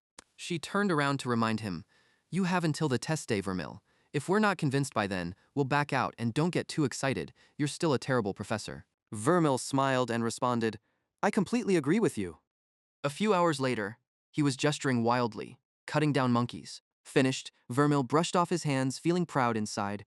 3 in a row, and it turns out I can use magic without having to rely on my runes. I just have to imagine them in my head. How convenient. He danced around, muttering to himself, "If I can kill Doom Eaters this easily now, Todd and Isabel really have nothing to worry about." Vermil twirled his fingers, observing, "Once we grasp their fighting style, they can't surprise me anymore." He remembered the horde of gorillas and smiled slyly, pondering, "I wonder why they all attack the same way right from the start. Maybe there's an officer monkey training them somewhere around here." Suddenly, a stone came flying out of nowhere. While Vermil was feeling cheerful, it hit him smack in the face. The throw was so strong that it sent Vermil flying several meters back. From a distance, a rock troll appeared. It approached with a strange breath. The rock troll lifted Vermil's arm and licked it. Then it took a bite, blood spraying everywhere. Right then, a green hand emerged from Vermil's body. His soul separated from his body, clutching his head and lamenting. What happened? Vermil gritted his teeth through the pain, sweat dripping down his face. His soul floated just below the rock troll's mouth, confused. "I'm dead, aren't I?" Vermil tensed up, clutching his neck, wondering, so why does it still hurt so much? The next day, Vermil was lying shirtless on the bed, with birds chirping incessantly outside the window. He quickly pulled the curtains closed. Vermil turned over, pulled the blanket over his head, and complained to himself, "Oh Lord, those birds need to shut up. It feels like they're drilling into my skull." He curled up and wondered, what's happening? The headaches are getting worse every time I die. Have I died too many times already? Vermil was sweating in fear, wondering if there was a limit to this. Suddenly, he threw open the window and yelled, "Will you all shut up already?" But a moment later, the bright sunlight hit him, and he had to turn away to avoid it. He went to the sink, turned on the water, and criticized himself. So stupid. I've been too cocky. Whether predictable or not, those monkeys are still stronger than me. Vermil cupped his hands under the running water and admitted, even if I have many chances to defeat them, Todd and Isabel don't. If they encounter a monkey that can throw rocks like the one that killed me, they'll die and won't come back. He splashed cool water on his face, his mind racing. Runes, those bloodthirsty monkeys, keeping my students alive. There's too much to handle. Vermil mused, why can't I reincarnate as a slime or something? Right then, he caught a glimpse of a monkey in the mirror. His expression darkened, eyes filled with caution. What the heck is that? He quickly threw things behind him, cracking a pillar, shouting, "Assassin monkey!" But there was no one there. Vermil opened his eyes wide, muttering, "Am I going crazy?" He laughed awkwardly. Who would have thought that the human mind isn't really psychologically prepared for endless fighting and dying? Vermil suddenly pushed the door open, searching. I need a drink. So he poured himself a glass of alcohol and drank it all in one go. Then, Vermil clasped his hands and felt more energized. All right, everything's settled, on to the next issue. What's next on my list? He wrote down 4 lines and thought, this seems like everything. Is it good or bad to worry about an assassin at the bottom of my to-do list? Then Vermil picked it up, gritting his teeth and whispered, whatever. He remembered clutching his neck after death, feeling something was wrong. So, let's start with the headache. After I died recently, there were some strange cracks on my soul's hands. Could the pain be related to that? Vermil seemed to sink into a virtual space, surrounded by floating energy sources. He pushed further into the pitch-black void. Vermil suddenly halted, realizing, this doesn't look good. My soul has too many holes. He examined the cracks and marveled, and they're huge. Why didn't I notice them before? Wait, are they healing on their own? Sure enough, they were slowly closing. Seeing this, Vermil felt reassured. It's good to know the issue is self-correcting, but at this rate, it'll take over a week to completely heal. He rubbed his neck, wondering, is that all there is to it? Huh? Isabel said this place connects to my soul, so every time I die, it damages my soul. As long as I keep the deaths to a minimum, I'll be fine. Vermil paced the area, calculating, most of these damages must have come from my early days at the burned fields. If I keep dying at this rate, the consequences could be disastrous. He muttered, thankfully, that's all behind me now, not noticing the blazing red eye watching him from behind. Standing in the midst of this place, he planned. The first item on my to-do list is done, and judging by the situation, the second thing is going well. Vermil's rune resonated with much more strength than before. He wasn't sure how much he needed until it filled up. Vermil put his hands in his pockets, feeling the process going well, much better than the hard life of a teacher on Earth. The third item on Vermil's to-do list was a bit challenging. He had asked Todd and Isabel to train and spar in the coming week to prepare for the trip to the burned fields, so Vermil had a bit of time. But that rock monkey had thrown a wrench into Vermil's plan, or more accurately, a rock. He couldn't kill them. In fact, in 2 of the 4 times they killed Vermil, he never even saw them. Fortunately, he only found one rock monkey deep inside the burned fields, so as long as Vermil trained his students on the forest's outskirts, they would be safe. With each death, he learned a little about fighting the rock monkey, and the headache got worse. But Vermil could handle them. A week later, with the exam looming so close, Vermil couldn't delay any longer. His students needed him. Vermil scratched his head with an embarrassed smile, saying he was sorry for being late again, but he wouldn't let the kids down like he used to. Todd leaned on the table, sarcastically saying, don't worry, we weren't expecting much. Isabel, holding a green orb, added, I was hoping you'd realize this was a bad idea and cancel it altogether. He leaned against the door, asking, so, are you ready to go? We've got a big day ahead of us. Todd asked curiously, why are you so invested in our training now? Todd stood up excitedly and asked, is there something different, teacher?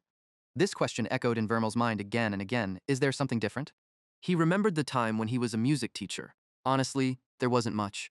Vermil just never got the chance to see them succeed. He wouldn't miss that chance again. After a while, Vermil lowered his head and replied half-heartedly, I care because it's my job. He then raised his hand to urge them. Let's go, we have a lot to do. In a different room, Vermil walked in and said, hello Tim, please adjust the cannon to the burning field. Tim waved with a smile. Professor, it's great to see you again. I see you brought some young people with you this time, a field trip? Vermil answered while heading up the stairs. Something like that?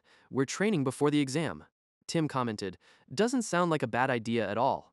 Tim added, the cannon is ready to fire. Go in whenever you're ready. Vermil politely said, thanks, Tim. You two follow me, don't linger too long. Upon arrival, he urged, come on, we don't have much time. Todd, already queasy, complained, I'm gonna be sick, while Isabel coldly threatened, if you throw up on me, I'll stab you. Todd puffed his cheeks and complained, we're going to die out there, wondering why Vermil convinced them to do this. Vermil looked up and explained, your passion for learning and self-improvement inspired us to take risks and seek opportunities to better ourselves. Isabel turned sullen and corrected, you blackmailed us. Vermil sat next to Todd and sighed, it's all semantics. The door slammed shut, and Vermil loudly ordered, fire, Tim. Tim immediately turned and responded, coming right up, Professor. A moment later, Tim slammed the red button. Vermil pointed up and said, up there. It was a monkey resting on the tree, sleeping. He excitedly gestured, you've been proud of your victories, Isabel. You go first. Isabel looked disappointed and sighed, come on. However, she was determined and drew her sword. Damn it, I have to try or I'll be weak forever. Isabel opened her eyes wide, trying to reassure herself, it's just a stupid monkey. Then she got ready to attack the monkey. Vermil stood on the side, worried, thinking she might easily defeat it. He started channeling a bit of inner energy, but if not. Right after, Isabel charged forward, yelling. The monkey's eyes suddenly snapped open, alert. As the sword slashed across, it quickly pulled itself up to dodge. Her eyes followed the monkey's silhouette coldly. It rushed towards her, raising its sharp claws for an attack. A sword swept across, sending blood flying. Isabel was still waiting with closed eyes for the attack to hit her when she heard Vermil's voice. Well done. It turned out Vermil had been the one to take out the monkey. Vermil suggested, maybe next time you can try and react to the monkey's attack. She screamed in panic. Are you joking? It almost killed me. He calmly explained. Because you're not confident in your abilities, if you fight like in the arena, you wouldn't have any trouble. Next to them, Todd crossed his arms and said, it's easy for you to say, we can't afford a shield like the rich kids, we're not like you. Hearing this, Vermil thought about it. A shield? Like the one at the training ground? He pointed to himself and asked, you think I have an amazing shield protecting me? Isabel patted her chest confidently. Of course you do, you're a Linwick. Todd agreed, a lousy one at that. Hearing this, Vermil let go and pulled at his clothes. He stripped off his cloak and shirt, asking, so where is it, huh? I don't have any shield. The other guy wasn't convinced. Maybe you have one in your pants. Isabel turned away annoyed and reminded, and don't think about stripping. Vermil expressed helplessness. I don't have one. She mocked, then you're even dumber than we thought. Why did you come here without a shield? You're only a first tier. What will happen if a monkey tries to kill us? He looked puzzled. They do that all the time. Todd frowned and yelled, at least you'd have a chance with a shield. If we run into a Grim Reaper, it'll kill us all. He smirked and asked back, you think it'd be safe for me to have a shield and buy time for you to escape? Both of them replied confidently in unison, of course. Just then, another monster really appeared. Isabel panicked and looked up, asking, is that a Grim Reaper? Todd cried out, we're gonna die. Vermil's eyes flashed with a hint of killing intent, expressing, perfect. It's time for our first practical lesson. The monster was using its sharp claws to grip tightly onto the tree trunk. Vermil gathered energy in his palm and ordered, both of you, please watch closely. He moved straight towards the monkey, reminding them, this will be on the test. At that moment, it stomped hard and charged forward. The monkey aggressively used its limbs to move towards Vermil. Then it swung its sharp claws. Vermil calmly ducked and explained, Grim Reapers, just like the others in the forest, attack in the same way. Vermil jumped back 3 steps and said, if you can predict them? Then he gave a very confident smile. The monkey supported itself on one hand and stood its body upright. Vermil clenched his fists, delivering a strike as he declared, you can defeat them. Then, his sword energy directly severed its head. The force in Vermil's hands gradually dissipated. Witnessing this scene, Todd was stunned and said, I can't believe it. And Isabel was equally confused, realizing he truly killed a death-grabbing creature. Vermil casually walked towards them, saying, I told you, you don't need a shield if you don't get hit. This left the two of them dumbstruck once more. So, is it my turn now? He excitedly pointed at himself. She immediately shouted, what? No, I have to regain my honor first. Both of them started arguing loudly. I won't let Vermil down. Too late, it's my turn now. Suddenly, Todd snapped his fingers and created fire. Vermil kept talking as Todd acted. I didn't teach you to rely solely on your instincts. Right now, I'm showing you a pattern. Todd unleashed his energy towards the monkey in front of him. As Vermil's calm voice resonated, Learn how to read your opponent's position. Isabel drew her sword. She slashed horizontally, tearing across the chest of another monkey. Both acted on Vermil's guidance, and he said, "You'll never need to use a shield as a crutch. Life isn't a sprint, you know." Both exclaimed happily, "We did it," while he continued to encourage, "Keep going, the key to learning is repetition." After everything, Isabel excitedly recounted, "Did you see how I dodged its claws, Professor Vermil?" Todd chimed in, "That monkey never even had a chance. I knew exactly what it was going to do." Vermil cheerfully patted them on the back. See? If you keep up this pace, you'll definitely be able to buy a shield. You'll forget how to fight without them, and it'll benefit you greatly, especially when others think like you do. He scratched his head in confusion. "I'll still use my spare change to buy healing potions, but I get your point, teacher." She widened her eyes and asked, "Did you spend all the money your family gave you on that, Professor?" Vermil's face turned slightly red with a bit of excitement. "My family gave me?" Then, he suddenly remembered, "Wait, that guy Braden is also a Linwick." Vermil wondered, were they the ones who gave him the gourd with the poison? Before he could think further, Todd happily patted Vermil's back, exclaiming, "Of course, he spent it on that. Only someone with a death wish would fight death-grabbing creatures without a shield and without healing potions." He boldly stepped forward, affirming, "I don't want to die, but I'm not afraid of death." Isabel asked in confusion, "What do you mean by that, teacher?" He carefully explained, "Everyone's afraid of death. We have it for a reason. It keeps us safe, but it also holds us back. If we listen to our own fears, we'll never take risks. So no, I'm not afraid of death. I understand it." Vermil seriously explained, "I use it." And to himself he thought, "I feel a bit fake teaching about death given everything." Suddenly, Todd spoke up beside him, "Teacher, what is that?" Vermil quickly turned and asked, "What is that, Todd? I can't see it." Suddenly, a wave of intense killing intent enveloped Vermil, making him freeze. He looked at the creature hanging from the tree, bewildered. "We aren't deep in the forest enough for this." Vermil witnessed it roar and wondered, "What is a rock ape doing here?" Then he urgently shouted an order, "Both of you need to leave now. Go back to where we came from and don't return no matter what you hear." Isabel asked worriedly, "But what about you?" Todd pulled her along, reminding her, "Come on, Isabel, we'll only get in his way." Inside, Vermil was filled with worry too. "If I die now, I won't have magic to kill this bastard." But he confidently reassured them aloud, "Don't worry, I'll be fine." Vermil understood the real problem. If I die now, then Todd and Isabel will die too. Suddenly, the rock ape hastily threw a big rock. Vermil noticed nervously, "Wait, it's not aiming at me." A large rock flew straight toward Isabel and Todd as they ran. He stomped hard on the ground, gaining momentum to charge. The rock grazed by them, leaving them both stunned.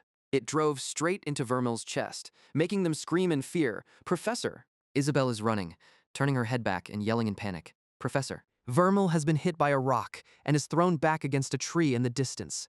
He bows his head down, with fresh blood flowing heavily, forming a pool. Vermil coughs up a mouthful of fresh blood in pain. She decisively turns her head. "Let go of me, Todd," she says as Todd frantically follows her. "Wait, Isabel, you can't." In panic, Isabel runs back to Vermil, calling out loudly, "Professor!" Next comes a loud, furious scream that makes her freeze. "Isabel!" Vermil struggles to his feet, punches the tree hard, leaving a large dent. He questions fiercely, "I told you to run." Seeing this, Todd quickly runs over, grabs Isabel's wrist, and pulls her away. "Let's go." Both of them quickly flee, leaving Vermil to face the rocky enemy alone. He takes out a bottle of liquor from his side, saying, "Maybe when I come back to life, I won't have any magic left." Vermil uncaps it and places it on a rock, asserting, "But it would be maddening to let you get near my students." His whole body surges with intense killing intent, and Vermil steps forward, determined, "I'll kill you even if I die 1,000 times." At this moment, the rocky enemy throws another large stone. His arm spins in the air, gathering energy. Then, before the stone can hit, Vermil slashes it in two. His eyes darken as he thinks, "Even though I have many lives, this is the best way to kill this fake human." Suddenly, Vermil stops, questioning himself, "How do I defeat this thing? It never lets me get close, and from here, I can't aim well enough to hit it." After pondering, he looks again at the rocky enemy in front of him. Its hands are forming sand into a big stone to throw. Suddenly, Vermil smiles and says, "Enough." As soon as the stone is thrown, he dodges to the side. Vermil gathers energy in his palm and scolds, "Enjoy hitting something you can't see, you bastard." Then he slams his hand down on the ground. The entire forest shakes violently for a moment, with trees almost uprooting. Monkeys hanging on high branches are also affected. Isabel exclaims in confusion, "What's happening? An earthquake?" Todd keeps running and reminds her, Ignore it. Just keep running. In their hearts, they think, don't abandon us, teacher, while on the other side, Vermil stands in the smoke, murmuring, I don't need to see you to hit you. He hides behind a thick veil of smoke, asserting, I understand you. The rocky enemy roars furiously, throwing its head back. It is immediately struck by a slash as Vermil reflects, I've seen all your tricks by now.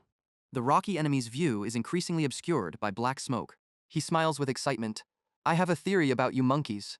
He continues slashing at its limbs. Vermil's voice sounds steady, about why you attack the same way, why I always encounter you wherever I go, why you always target me. There's only one thing I don't understand. The rocky enemy grows more exhausted, and he raises his voice to question, why can't I predict everything? Vermil, filled with hostile energy, advances, asserting, but now I understand, something is controlling you, something sent you here, a place where you don't belong. The rocky enemy raises both hands high, struggling and growling. Then, it repeatedly punches the ground hard, causing the smoke and dust to clear. Vermil sweats, reaching a conclusion. It's over. Then he swings a sword energy attack forward, but the stone creature ducks to dodge it. Its eyes go from blood red to a murky black, full of hatred. The stone creature goes berserk, still gathering earth into stones. Seeing it throw a stone, Vermil is confused. Did it dodge? He keeps getting hit by the stones it throws at him. Vermil helplessly falls backward. Blood pours out, and he opens his eyes wide, bewildered, wondering how their kind never dodges like that. As Vermil tries to get up, the stone creature comes at him again. He tries to gather energy, but realizes his wind elemental rune is depleted. The stone creature fiercely grabs Vermil's throat, squeezing tightly. Even as he's lifted into the air, he thinks, Todd, Isabel, I hope I've bought you enough time to escape. Suddenly, a voice sounds, maybe I'll kill you again now. Vermil's eyes widen in fear. That voice and those eyes changed before it dodged and countered. He notices its murky black eyes. Vermil judges the stone creature's actions, thinking it feels like something entirely different is controlling it. Those cold, murderous eyes are locked onto Vermil, and the voice says again, this time, you won't recover. Vermil silently calculates he still has one rune left. His face darkens, his eyes flashing with danger. Vermil glances behind him, assessing that they're in a forest of ash. Countless dark weapons rain down, piercing Vermil and the stone creature. He slumps, wondering, that voice, is it the prison beast? Vermil looked at the corpse in front of him and whispered, I did it. He held his head in pain while moving forward. I've killed one of the imposters. Vermil seemed exhausted, panting heavily. I need to find Todd and Isabel. Vermil went to a spot in the forest and took out some clothes he had hidden. Luckily, I stashed some spare clothes around the forest while training. As he changed clothes, he kept complaining. The old ones are all torn. Once he was done changing, Vermil hurried to look for his students. Now, where did they run off to? Suddenly, his body lost strength, leaning against a tree as he whispered, at least they listened to me and ran away from here. The last thing I need is someone finding me dying and coming back. Vermil slid down to sit at the base of the tree, tiredly holding his head. Now, I'm really useless, but they're strong enough to survive until the transport calls us back. It won't be long. Vermil breathed heavily. I should get some sleep. With those words, he relaxed and drifted into a deep sleep. In a shabby laboratory, Isabel's voice was full of panic. Professor, you're alive? She was frantic. I heard a rock fall on you, and Todd chimed in, how are you still alive after being hit without a shield? Vermil chuckled weakly, sweat streaming down his pale face. Let's just say it's luck and plenty of healing potions. Isabel suddenly remembered something and slowly spoke. Oh, right. That's why you told us to buy some earlier. Vermil nodded slightly in response and then asked, that's right, but never mind me. After you two ran, did anything happen? Todd calmly recounted, we didn't look back as you told us. A monkey saw us running and tried to chase us. He then puffed up his chest proudly and boldly stated, but it wasn't a worry because I handled it. All three of them went silent, their eyes blankly staring at Todd. Vermil twitched his lips, trying to stay composed anyway. He rubbed his head tiredly. Let's call it a day. We'll meet again in 2 days. Don't neglect your training. Todd whispered to Isabel, I hope Professor Vermil will be okay. He walked forward, as she looked on, sighing. Yeah, he saved us that time. On the bustling street, Vermil ran urgently, calling out, groan. He walked down the street with a frown, his mind filled with thoughts. I need to heal this headache. The fact that I can't die could become a curse if someone realizes I'm basically useless when I return. In his view, everyone else appeared as dark silhouettes. But that wasn't the worst part. Vermil looked visibly drained, his eyes weary as if life had left them. The worse I get, the worse my hallucinations become. In his subconscious, others had no human form. I can see it in the shadows. Vermil only saw them as monsters. He lowered his head as he moved forward, fear building within him. Suddenly, he bumped into someone. They were startled and yelled, "Hey!" Vermil looked up to see what happened. In front of him was a gorilla swinging its fist and yelling loudly, "Watch where you're going." He was shocked, eyes wide, sweat pouring like a river. In a panic, Vermil threw a punch at them. Someone could end up getting killed. At that moment, he realized he had just hit a real person. Tyler was rolling backward as Vermil watched in horror. The brown-haired student covered his mouth in shock. Did you see that? The blonde-haired student next to him was equally shocked. Professor Vermeil just punched him. Vermil immediately self-reflected. He couldn't believe that it wasn't an imposter. He just punched a student, and if it weren't for her shield, he might have killed her. The golden shield flickered and then cracked slightly. Tyler panted, holding his head in amazement. What was that? How did you break my shield with just one punch? Vermil backed away slowly, horrified, waving his hands. I don't know. Tyler angrily shouted, maybe I should pound you. Suddenly, another voice interrupted. I just left you alone for an hour. Salvertide walked over with a stern look and said, You've broken your shield while being in arbitrage. Tyler pointed at Vermil, complaining. He hit me, Professor Silvertide, without hesitating. Just a moment ago, he was standing right there, and then it seemed like he wanted to punch me through the throat. He silently blamed himself, thinking, this is bad. Silvertide frowned and clicked his tongue, muttering, fool. Vermil looked at him in panic, thinking, I'll be fired, or worse, arrested. What will happen to Isabel and Todd? I'm doomed. Tyler, scared, looked at him, thinking, I'm finished. Mr. Silvertide will punish me harshly. I might have to do double laps for a week. Tyler startled when Silvertide continued seriously. This man is a soldier. Look into his eyes. He's seen battles. You're lucky he didn't kill you. People who fought monsters often can't tell friend from foe before attacking. Inside, Vermil felt confused, thinking, wait, what? I'm not a soldier. He pointed at himself in disbelief. Silvertide moved forward, saying, If you're not a soldier, then who are you? You're certainly not a student. Vermil replied, I'm actually a teacher, Professor Vermil. Silvertide put a hand on his shoulder. I understand. He turned, snapping his fingers. Tyler, apologize to Professor Vermil. Right away, Tyler picked up the bag and handed it to Vermil, saying, I'm very sorry for causing you trouble, Professor Vermil. Vermil was startled and stepped back, thinking, what kind of upside-down situation is this? He took the bag in a state of shock, thinking, why am I getting an apology?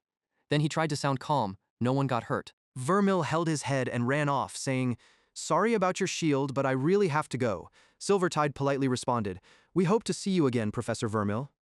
Watching Vermil walk away, Silvertide said, He's interesting, don't you agree, Tyler?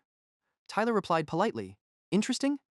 I wouldn't use that word. Vermil hid in a corner, holding his head as if about to cry, thinking, what's happening to me? Feeling exhausted, he held his head, thinking, I need to find an answer. I can't live like this. In the silent space, Vermil stood helpless, thinking, there must be some clue. Suddenly he stopped, sweat pouring down his face, thinking, what the heck is this?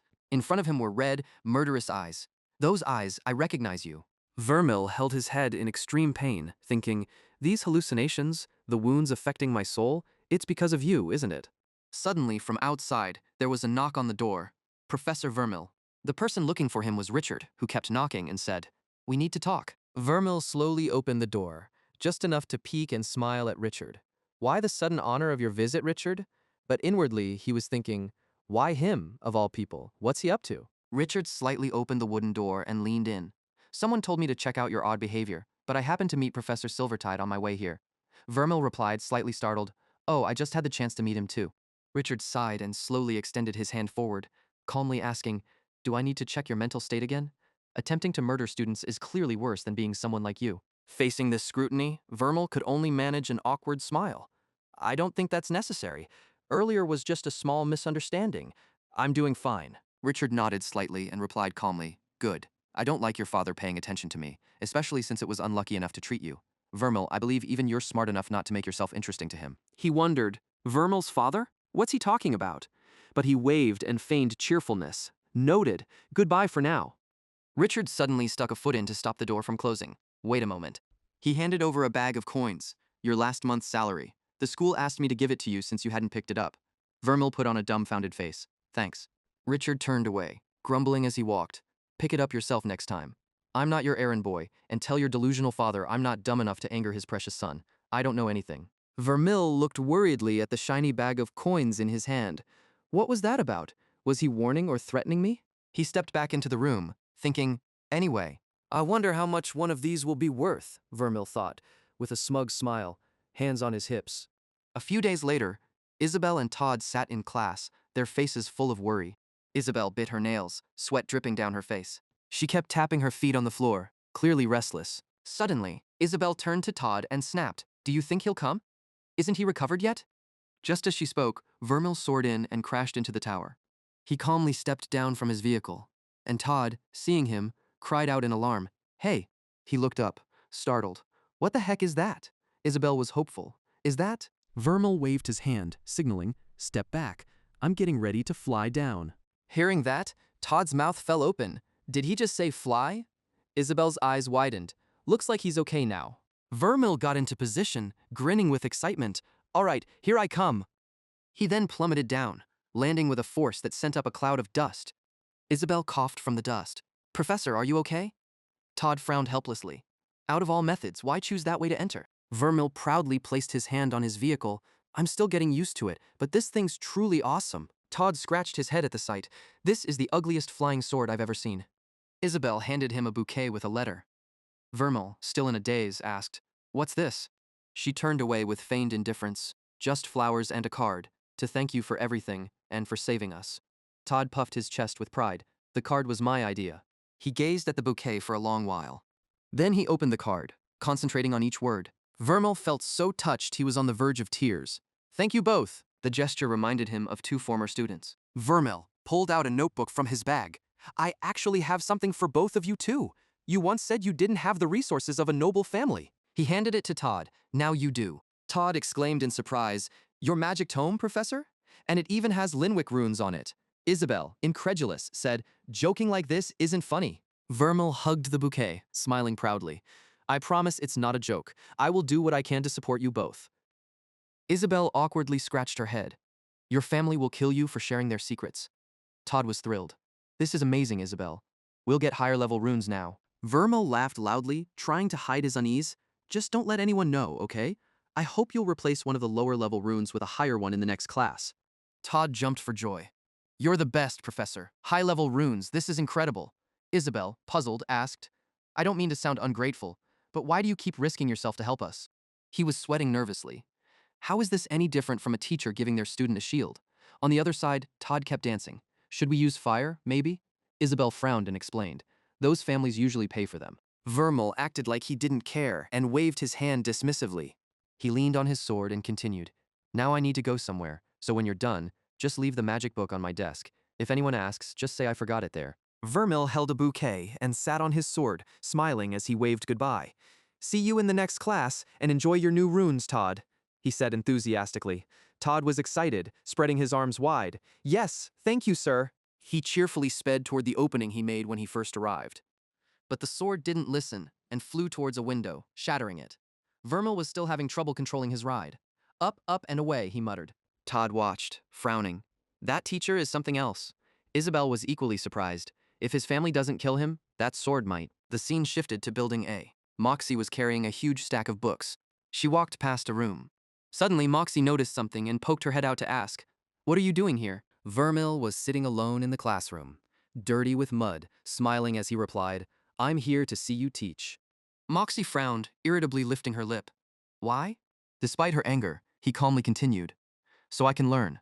I've missed too much already. It's time I get the necessary materials to teach my students." Moxie slammed the stack of books on the table, squinting her eyes. "I've heard you've gone a bit crazy, but you're not even hiding it." "Fine, you can sit, but don't think about speaking a word." Just then, another set of footsteps echoed in the room. Moxie gestured towards a seat. "Emily, just sit down. Ignore this guest. He's only here for one session." She chose a spot, sat down, and asked, "All right, are we doing homework again?" Vermil watched carefully, thinking, "This is Moxie's student. She has only one." Moxie crossed her arms, serious. "Not today. We need to review your last written exam. It wasn't good at all, Emily. You have a duty as a Tauren too." Emily frowned, rolling her eyes dismissively. She propped her chin on her hand, sighing. That test was really boring. Moxie calmly explained in detail to her student, "It's important, you know. Understanding other things is what will help you become a noble." Hearing this, Vermil wondered. A noble? Emily still seemed uninterested. "All right," she said. Moxie angrily slammed her hand on the table. Don't just say all right, do better. The first question was to write an essay on who can use runes, and you wrote one sentence, but that was still better than the second one, which you left blank. Emily carelessly tilted her head. The second question was about combining runes. If I needed a new one, I would have asked my grandmother. Moxie tried to keep her anger in check, letting out a sigh. Maybe so, but you can't answer like that.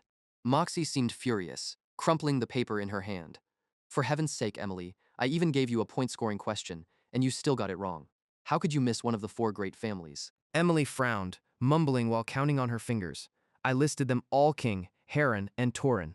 Moxie angrily looked at Vermil, who was resting his chin, and shouted, even if the Linwick family is despicable, they're still one of the four great families. Emily sighed with frustration. They're my enemies. Moxie seemed at her wit's end, almost wanting to hit her. If they're your enemies, all the more reason to know about them, Emily. Nobility isn't just about runes. Vermil listened, feeling quite uncomfortable inside. So everyone hates the Linwick family too. Seems like it's not just me who's trash. He glanced over, comparing them with his students, thinking, this girl isn't even half as good as Isabel and Todd. Emily, meanwhile, looked extremely bored, resting her chin. Vermil felt very proud, knowing he had done the right thing. She was given the world and doesn't care about it. This proves I was right to teach Isabel and Todd about Linwick's runes. They deserve them. Suddenly, Moxie slammed a book on the desk, asking, why are you still here? He smugly rubbed his chin, just thinking, thanks for letting me sit here. It's been enlightening. She glanced over and asked again, really? Why is that? At this moment, Vermil suddenly realized, darn, I'm a noble, right? That means I should know everything here today, right? He scratched his head in confusion, just a different perspective. Moxie turned halfway, smiling. I'm glad I could help, I guess. Earlier, maybe I used the wrong word for you. I said you were crazy. Hearing what she said brightened his face. But maybe I should say you've improved. Vermil watched her back as she walked away, thinking, maybe he had a special attention for her. I kind of like her. Right after that, Vermil also left the room. At that moment, two people passed by, and he accidentally bumped into them. Alan yelled, watch where you're going, you idiot. Vermil quickly apologized. I'm so sorry. Are you all right? The man immediately put on a cold demeanor. We're fine. Let's go, Edward. Don't interact with these shameful individuals more than necessary. Edward glanced back, annoyed but obedient. Yes, Sir Magus Allen. Hearing that, Vermil's eyes widened, and he stopped. He watched them leave and wondered, this embarrassing thing, it seems like it's meant just for me. They seem to know Vermil. I shouldn't delay any longer. I need to find out who Vermil's family is and his connections before any of them stab me in the back. A wave of killing intent hit Isabel, making her tense. It's coming. A big monkey swung its claw high, trying to attack her. Behind her, Todd snapped his fingers, creating fire. Isabel turned and shouted aloud, now, Todd. He jumped onto her shoulder and launched himself forward. The monkey also charged at the same time, its mouth open in anger. Todd punched it right in the face, catching it off guard. The monkey fell backward, smoke rising from it. Seizing the chance, Isabel swung her sword, slicing it in half. Then she followed with two X-shaped slashes, cutting off the monkey's head. She landed on the ground, sweating profusely, then heard the words, well done. Vermil stood on his sword, praising them. You're progressing at an incredible speed. Soon, each of you will be able to take them down without needing the other's help. His eyes were bright as he thought, it's been a while since I last died. Vermil looked up, evaluating. My soul has rested. The illusions have faded. He felt confident and thought, with this flying sword, I can detect deceitful beings before they get close. No matter what the demon beast tries, I won't let it harm my students again. At that moment, Todd proudly came over. Did you see me? I punched it right in the face. These high-level fire runes are amazing. Thank you again, teacher. Vermil landed and replied, don't mention it anymore. He instructed, if your runes still have energy, we should keep training while it's daylight. Todd shouted enthusiastically, I'm still pumped up. Isabel agreed, me too, my magic doesn't use much energy. Isabel quietly suggested, then let's continue. Vermil excitedly flew up, shouting, let's go then. There are still many challenges waiting for us. After some time, the three of them returned, all looking exhausted. Tim eagerly threw 3 punches in the air, greeting them. Welcome back. So, did you show those monkeys who's boss? Vermil placed a hand on his student's shoulders, affirming, these two did. Todd excitedly cheered, you should have seen me barbecue those ugly bugs. Vermil laughed and joined in. Keep it up, and I hope to see you coming in here with the demon beast's head on a plate soon. Tim, full of energy, stated, then the question is, who will get its god-level rune? This made Vermil a bit doubtful. holding a god-level rune. But Todd confidently said, "Of course it's me. After all, I'm already using fire." That's when Vermil remembered, oh yeah, Moxie mentioned it having one back then, Vermil thought. She said the demon beast is closest to that power, ranked second, and nearly matches the third rank with its god-level rune. He slowly deduced. Could it be controlling those monkeys in the burning fields with it?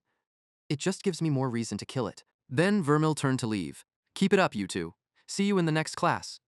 Todd scratched his head, saying, Goodbye, teacher. Then he turned to Isabel, asking, Hey, are you okay? You haven't seemed well.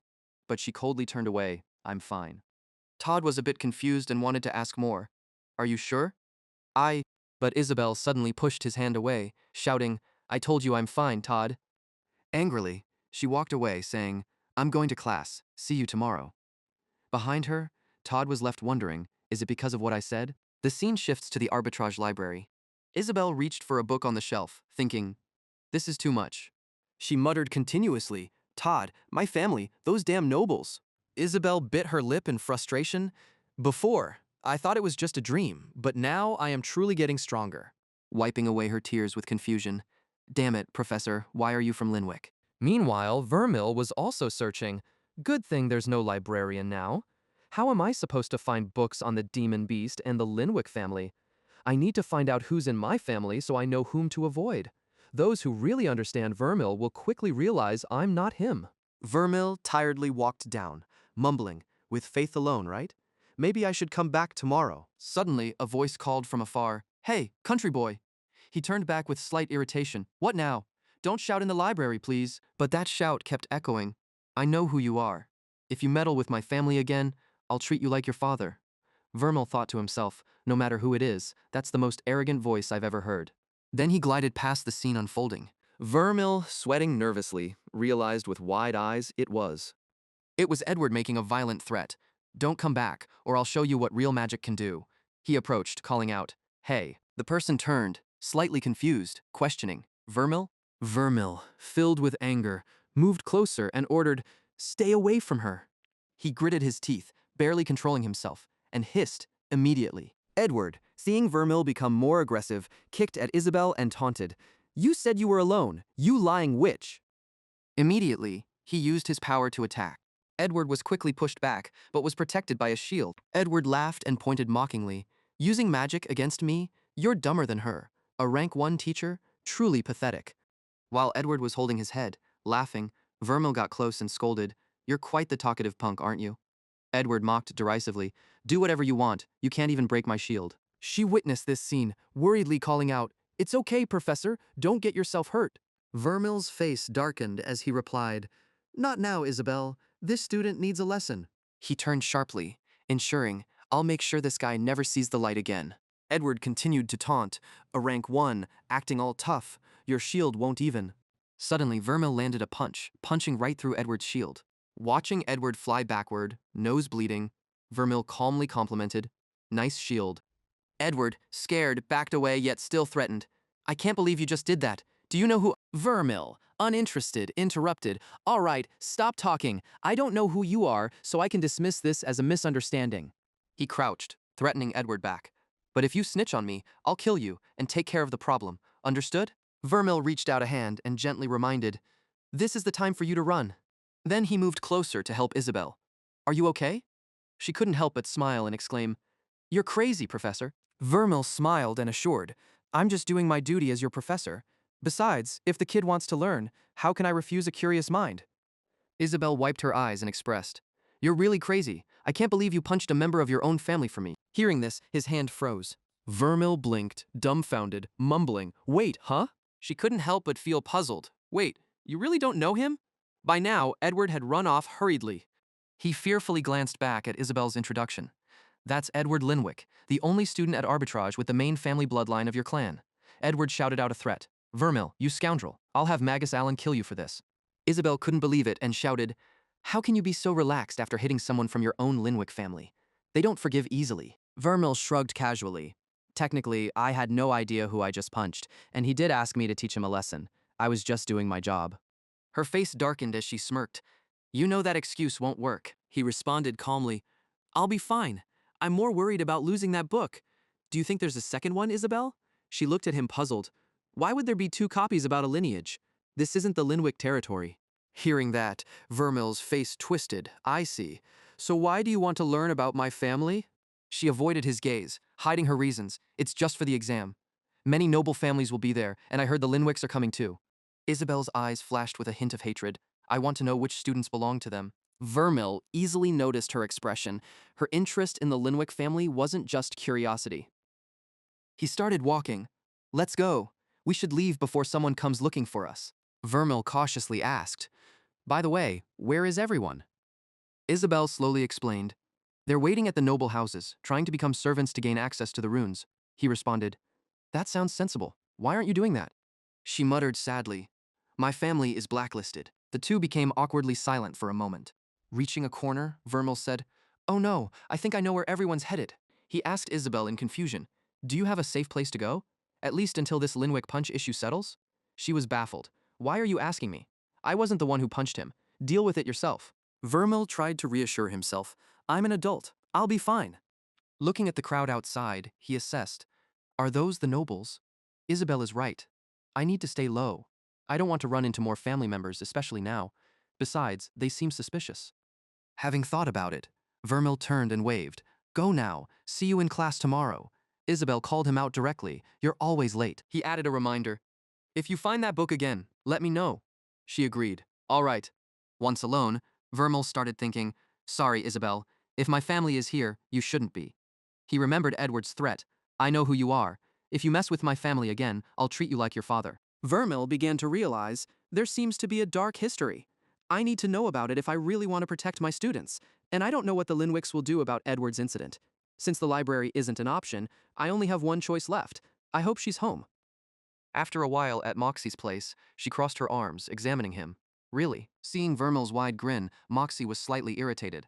I'm going to file a harassment complaint. What do you want from me? He quickly explained, My fist may have accidentally hit a Linwick brat.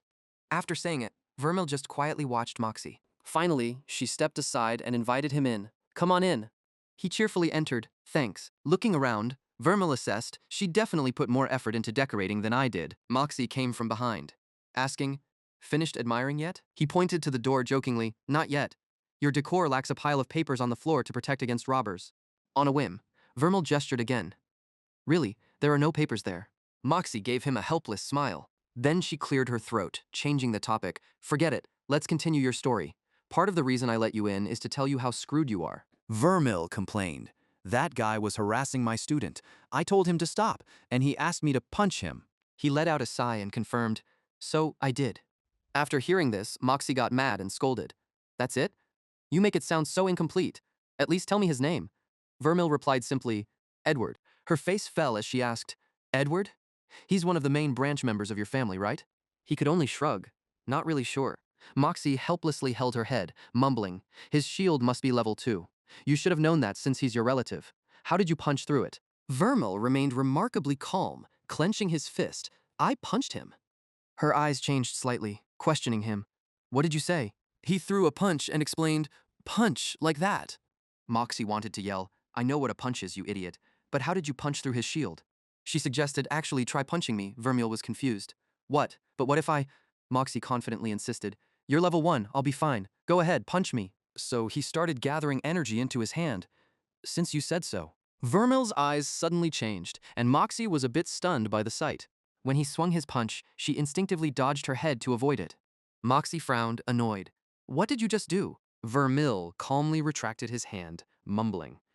It was just a feint, not much of a breakthrough. Why do you look impressed? She put her hand out, explaining. No, that wasn't just a feint. Moxie was a bit worried, saying, I can't explain it, but gah. It was like your entire body focused on a spell, and so did I. She was utterly confused, and then your fist. It was right there. It suddenly appeared out of nowhere. Vermill sighed. That's good news, but do I need to be ready for a bunch of idiots to gang up on me for disciplining their kid? Moxie leaned against the table, replied, You won't be killed by your own family. At most they'll have Edward's teacher challenge you and try to humiliate you. He breathed a sigh of relief. Sounds manageable. I can handle that. She exhaled deeply and mumbled, Honestly, I'm pretty disappointed. I was hoping to get involved too. It could have been the best day of the week. Vermill looked surprised, asking, Why can't you join? Moxie didn't answer right away. She sighed again. She answered seriously. You saved your student, like a true teacher, not like the miserable worm I once knew. This time, I can't go against you, no matter how much I want to. Vermil smiled, excited. Thanks, Moxie. Does this mean we're friends now?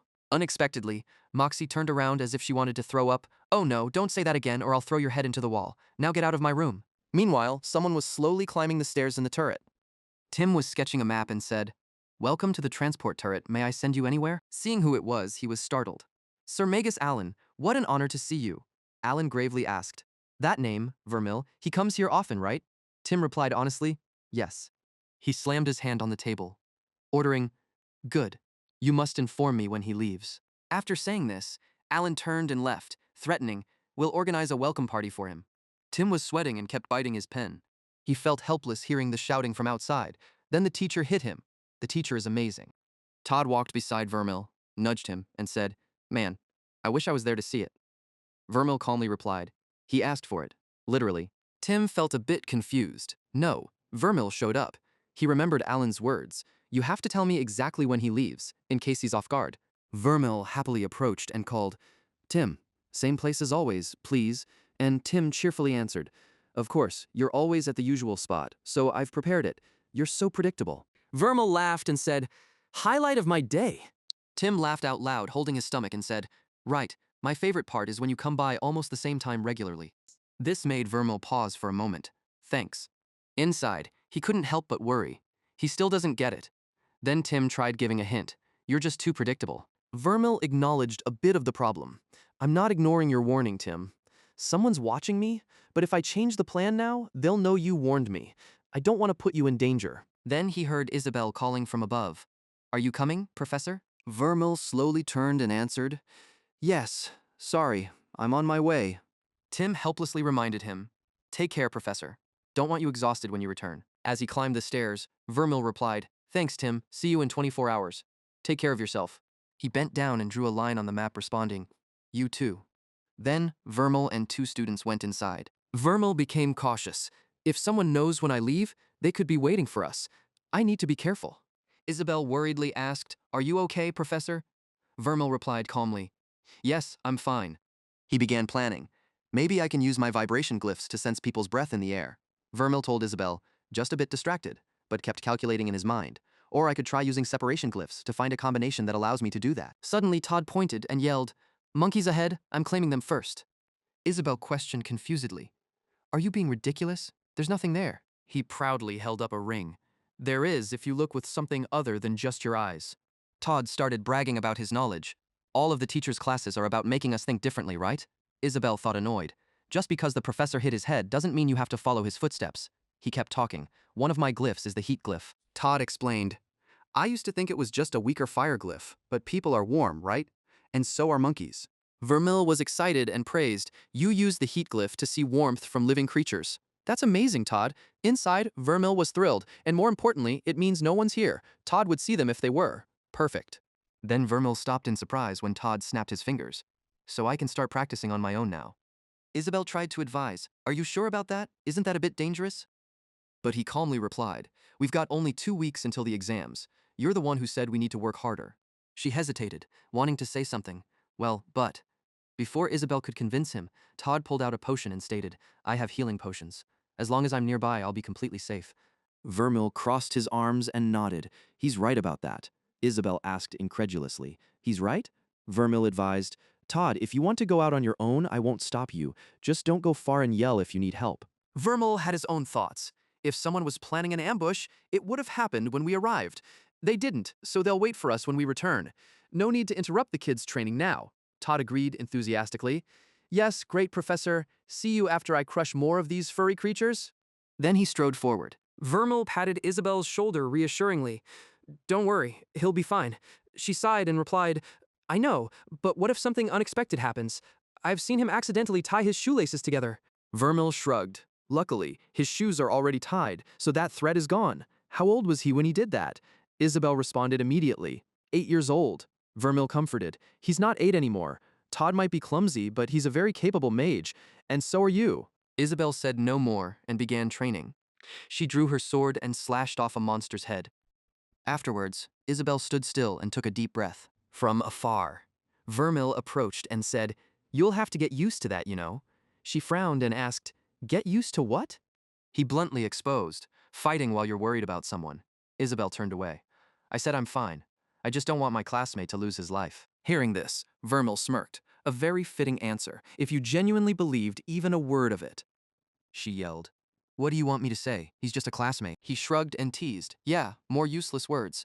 Whatever personal issues you two have, that's between you. I'm here just to make you stronger. Isabel turned and said firmly, We don't have any issues. Actually, we get along well. Vermil raised an eyebrow.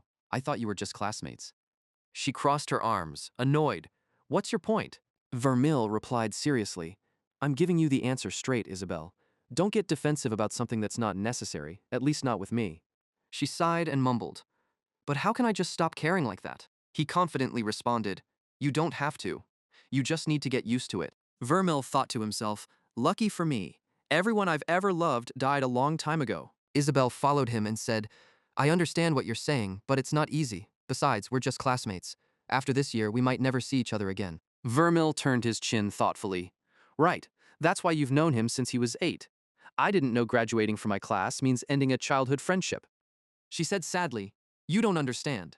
Suddenly, he reached out and whispered, Don't move. This confused Isabel. What's going on? Vermil frowned. Shh, it hasn't noticed us yet. He assured seriously, Let me handle this one. I'll take it down in one strike. Then Vermil raised his hand high, gathering energy, his eyes flashing. Vermil threw something toward the monkey ahead. It was excited, hiding behind a tree trunk. Suddenly, a sound made him pause. What the heck is this? The monkey was hit by many hidden weapons and died, but Vermil noticed that it was already dead. Something killed it before he could. What kind of predator tears apart its prey and leaves it like this? He thought, a killer who does it for sport. Then Vermil turned and shouted, We have to go back and find Todd. Isabel panicked. What's going on? Is he okay? He ran quickly to reassure her. I'm sure he's fine. We would have heard him if something happened. There was something Vermil didn't say, unless he didn't have time to react. Why did this have to happen right after I let Todd go off on his own? Suddenly, a bright light flashed in front of them. Vermil and Isabel stopped in their tracks. Todd was jumping around excitedly. I did it. Took down a dozen of those darn monkeys. Vermil breathed a sigh of relief. See, I told you he was fine. But Isabel, next to him, trembled. Professor. Hearing this, Vermil was startled and opened his eyes wide. Seeing the steps coming toward him, she asked, confused, Why are there 2 of you? Behind Todd, there was another presence of Vermil silently watching. Vermil stared in shock at the person in front of him. A cold sweat broke out immediately, realizing that there was another version of himself. His mind was working overtime, thinking maybe a separating spell had split him into 2? No, if that happened every time he died, no, he never saw his dead body. This didn't make sense. But why was his other self alive? He remembered a news article about a face-stealing entity. Todd kept glancing back and forth between the two, confused. What the heck is going on? What's happening, Professor? Isabel quickly drew her sword and waited. I also want an explanation. Vermil was extremely tense, trying to come up with an excuse. If he mentioned the face-stealing entity, he'd have to explain how it got his body, exposing his secret. He couldn't let that happen. There was only one option. Regaining his composure, he cleared his throat and admitted, This is a bit embarrassing. If you step aside, Todd, I can explain. Vermil bet silently, hoping the face stealer had intelligence. She was eager. Then explain, sir. He began to fabricate. This is actually a special project I'm working on. I have a unique array of runes, you see. That's why I let Todd go on ahead. Vermil awkwardly patted his own shoulder to introduce, This is my clone. The face stealer gave a thumbs up in support. Isabel listened, skeptical. Are you serious? A clone of you? Is that even possible? But Todd was immediately impressed. Wow, that's so cool. How did you manage that? Teach me. Sorry, Todd, it's a secret of mine, Vermil said, lowering his voice. At the same time, Vermil warned the face stealer, If you even think about moving a muscle, I'll turn your brain into pudding. She frowned and continued her questioning. So who's the real Vermil? Both of them confidently answered, I am. He secretly applied pressure on the other, thinking, pudding. Vermil repeated, My clone doesn't have a sense of humor. I'm the real one. The face stealer compliantly replied, It's him. Isabel sheathed her sword. Sounds terrifyingly real. Vermil quickly pulled them away. This was supposed to be a secret, but now you two know. I hope you keep this to yourselves. Todd confirmed, I won't say a word. She agreed. Neither will I. Vermil immediately left. Excuse me, I need to have a talk with him. Once out of sight, he demanded, "What are you doing in my body?" The face stealer panicked. This can't be. You were dead. The body's yours. Vermil coldly stated, only one of them. The face stealer tried to evade. "Wait, if you kill me, your students will wonder what happened." But Vermil was unfazed. "Making up stories is what I do best." The face stealer sought a way out. "Nothing can be hidden forever. If you want to keep your body creating ability a secret, you can't kill me." Vermil firmly declared, "I won't let a monster use my body to kill people." Without hesitation, he raised his hand. "My reputation is already bad enough. I don't need rumors about Professor Vermil being a killer." The face stealer wailed desperately, "We don't need to eat humans." Hearing this surprising news, Vermil stopped. The face stealer, scared, squeezed his eyes shut. "I said we don't necessarily have to eat humans. I can eat other meat. What if we work together?" Vermil genuinely didn't understand. If you don't need to eat humans, why hunt them? Isn't beef or chicken easier? But the face stealer's reason was simple. Human meat tastes better. Vermil shouted in shock and annoyance. Really? That's it? The face stealer seriously insisted. "Much better. You wouldn't know unless you try." Vermil held his head in frustration. "I'm not trying anything. I'll still kill you." The face stealer pleaded, "Come on, I don't want to die. If I don't need to eat humans, I'll stop." Vermil questioned, "How can I trust you? What's to stop you from running away in my body when I look away?" The face stealer tried to convince him, "I can change forms, maybe into a cow or a bird. Birds are cool, right?" Vermil sighed, "And then you'd go kill people. You might not look like me, but it's still not okay. Try something else." The face stealer pulled at his skin, frustrated. "Why did I end up with someone like you? Can't you be reasonable? I don't want to die." Vermil unexpectedly remarked something unrelated. It's not that bad. Mostly just a long wait. A dense black aura surrounded him. "Forget it. I'll be back to Arathaga soon. If you don't give me a good reason, I won't leave you in my body." The face stealer stammered, "I can—" Vermil cut him off. "Time's up. Even though this might seem pointless and strange to say to a bloodthirsty eater, but you're not all bad." The face stealer was out of options and shouted, "I swear on my runes." A sharp object pressed close to the face stealer's eye. Vermil glared fiercely. "Your best reason is a promise?" The face stealer thumped his chest and promised. "Not a promise, a rune pact. If I break it, my runes will get torn apart." Vermil confirmed. "You swear by runes? So you'll be magically bound to your promise?" The face-stealing entity yelled in frustration, "Are you stupid? It's a pact with runes. Of course I'd be bound." He laughed softly, like he was watching some entertainment. "Let's test it then." Vermil waved his hand, creating a circle of dark energy.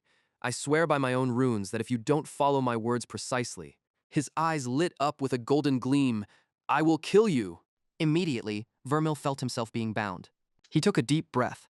He looked down at his body with pleasure. "See? I think it worked." Vermil quickly instructed, "Your turn. Make a pledge. And don't leave any loopholes. Otherwise, you won't get a second chance." The face stealer grumbled, "Fine." He began making the binding vow. "I swear by my own runes that I won't hunt or eat humans. We will cooperate until we agree to break this vow. During this time, I will work for our mutual benefit. In return, you will help me collect runes." The face stealer asked irritably, "Is that enough?"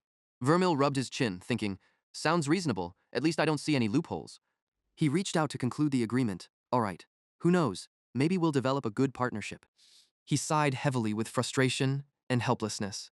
Vermil shook the face stealer's hand with delight. Better than getting killed, right? When Vermil returned, he heard Todd speak up. "Professor, we talked while you were gone and—" Isabel quickly asked, "Wait, where's your clone?" Vermil made a quick excuse. "I sent it to check the deformed corpse we saw earlier."